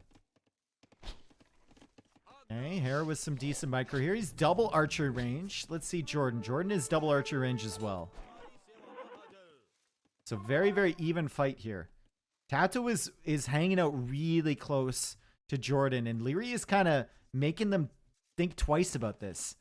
Liereyy is kind of pulling them away from Hera's base because they're not sure where the army is here from Liereyy, and Liereyy doing a great job. Tatoh and Jordan, the positioning here, they're both playing chess with each other. And Liereyy just goes right through the middle of this army. And now it's Tato's turn to kind of pull Liereyy away and go after Lierey's base. Jordan can always retreat to the gate, so this might be really bad for Liereyy. He doesn't have a house over here, but he can quick wall, and he does have houses to garrison in over here as he finds his way into those. One villager is alone. She'll hop into this one, though. Maybe. Potentially. Pog. Yep. In there. And Jordan defending with his TC, so no damage to be done to either player. Quick walls around the wood line are fine. And Liereyy and Hera are going to be looking for damage over here. Liereyy is getting bloodlines. No bloodlines on the way yet from Tatoh. Jordan's kind of come out here with his archers. Has to be very careful. It can't overextend. Otherwise, Liereyy can collapse on that army. If they take out Jordan's army, Tato's going to be in a rough spot. Good quick walls as well from Liereyy to keep those vills safe. Let's look at the ecos here. Tato's going to be the first one with a market, but unfortunately he has no resources to sell. He's getting armor upgrade, so he's going to have armor, forging, but no bloodlines. And Liereyy is going to have armor, forging, and bloodlines when they take this fight. So really strong position here for Liereyy. Tatoh will have more, though, as Lierey's just now adding in that last scout. Archer numbers for Jordan and Hera looking pretty similar, too. Feels so weird seeing Liereyy going Cav and Hera Archers. Yeah, it does, doesn't it? Maybe they just had to use the last civ and Lierey's... I haven't seen Liereyy play one of the new civs, actually. I have not seen it. Maybe it's like... Lierey's like, I don't know. So Hera opted to play Gujaras and be the archer role. A lot more archers here for Jordan, by the way, in this fight. He's got 16, Hera only with 10. So Liereyy has the fully up scouts, but so does Tatoh now as he gets bloodlines. And they're way out of position. Way out of position with the armies. Tatoh is going to engage. Hera is going to try not to lose archers, but Jordan... way too many archers over here, and Lierey's just going to save as many scouts as he can. He's going to engage over here against the villagers from Tatoh. He's not even going to be able to take one, though.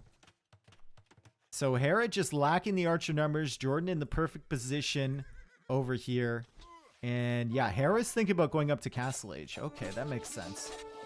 Makes sense why he had less archers. It's banking the res, and he's going to be able to click up first.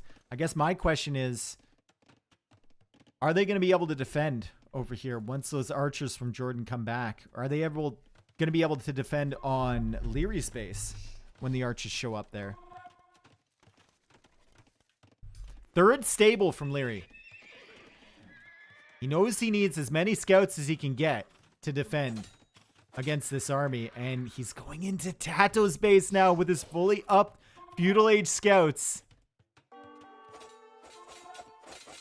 Simply hiding inside these houses. Hera is on the way to Castle Age. Hera now coming over with archers. And Liereyy is providing pressure at Tatoh's economy. Now Jordan's clicked up. More military here for GL. But Aftermath is surviving. And Aftermath has a slight villager lead. And Aftermath is going to be the first team to Castle Age. Or at least Hera is. As both Tatoh and Liereyy have really committed onto the Feudal Age scout play. Wow, so many scouts here from Liereyy. 18 scouts here from Liereyy. We've only got 11 from Tatoh. Tatoh's building up more behind, and Liereyy is trying to collapse on this army from Jordan. It might be AM's turn to take out the GL army.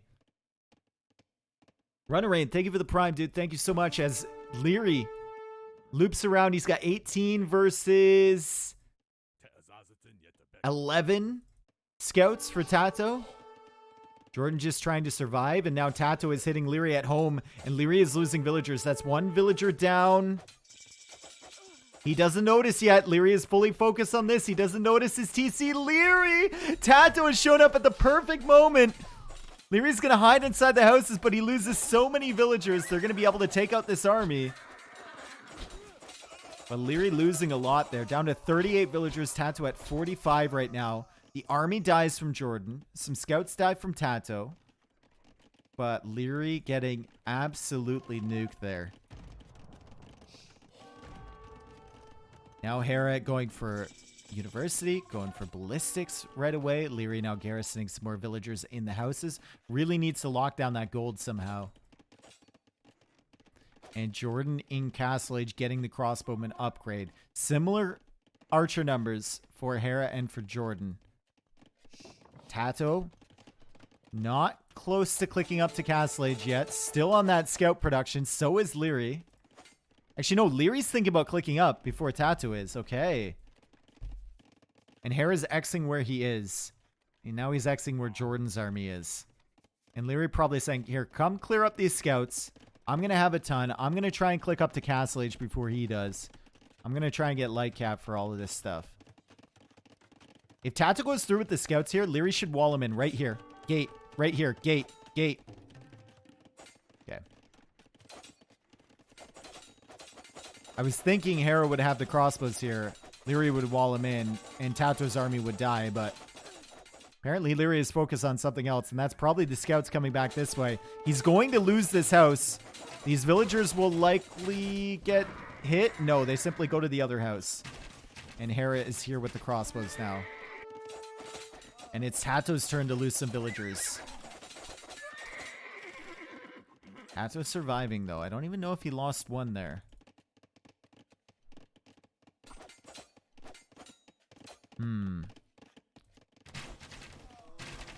Jordan trying to get some good hits on Hera. Hera microing this group, dodging ballistics with that and targeting crossbows with the other group. And Jordan loses that fight pretty convincingly, and he's going to have to run home and try and save as many crossbows as he can. Meanwhile, Liereyy on the way to Castle Age. Tatoh still hasn't clicked up yet. And we look at the HPs here. Tatoh has more. Liereyy baiting some scouts away, though. Tatoh doing the same thing on the other side, and Liereyy is going to lose that fight, and he's going to have to run away from that. But Hera is on the offensive on this side. Jordan with 3 archery ranges. Hera going for a 4th archery range now. Remember, Hera already has ballistics. Jordan does too, but definitely initiative is with Hera here as he's controlling the middle of the map, and now even going over to Tatoh's wood line. This is such an even 2v2. The only difference right now is that Liereyy got hit early. Tatoh did not. And Liereyy is on the way to Castle Age, and Tatoh is not. Hera and Jordan pretty much evening out here at the moment. Now Tato's going to get hit. Liereyy immediately goes for that second town center to lock down the gold. That's a good decision. He's been hit on that gold so many times. Liereyy fast imp. I mean, fast imp for what? With Khmer. For what? I could see it if he was the archer player. I think it's just that he had Khmer farms and the food count snuck up on him. And he's going to get his upgrades and the food count's going to be gone now. But Jordan will be here. Jordan will be here with crossbows, and Hera's going to lose a lot of villagers here.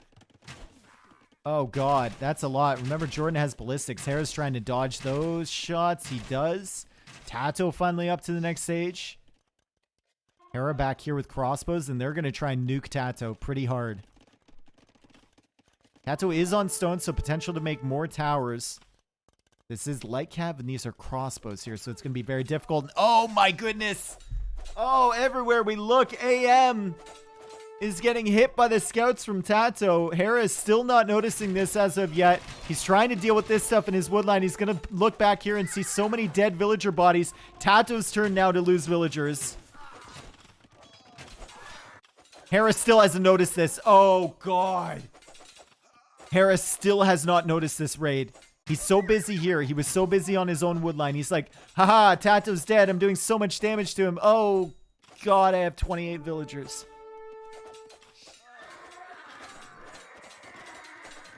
Disaster for Hera. There was 3 different areas of the map he needed to look. He missed out on one of them. GG? I don't know if it's GG yet, guys. I don't know. Tato's going for tower defense here. He's still 20 seconds away from the next stage. And now Liereyy, it's his turn to start pressuring in the front here. 44 vills for Tatoh, 28 for Hera with 10 more queued. And oh, God, maybe it might be GG. It might be. It might be.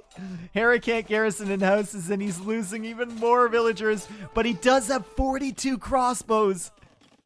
He has 42 crossbows. Liereyy trying to get a good fight against Jordan here. Hera on the woodline of Tatoh again. Hera looping around this way with crossbows.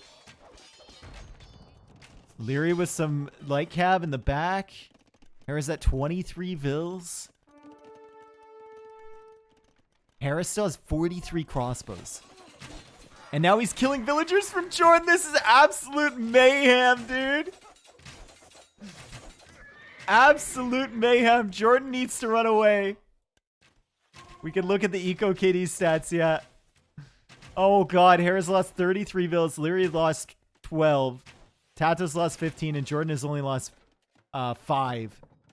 But look at the eco for Jordan. What's the worker efficiency on that? Surely it's not good. 24%? Kind of, yeah. Hera's at 82%, but that's because he has no villagers left.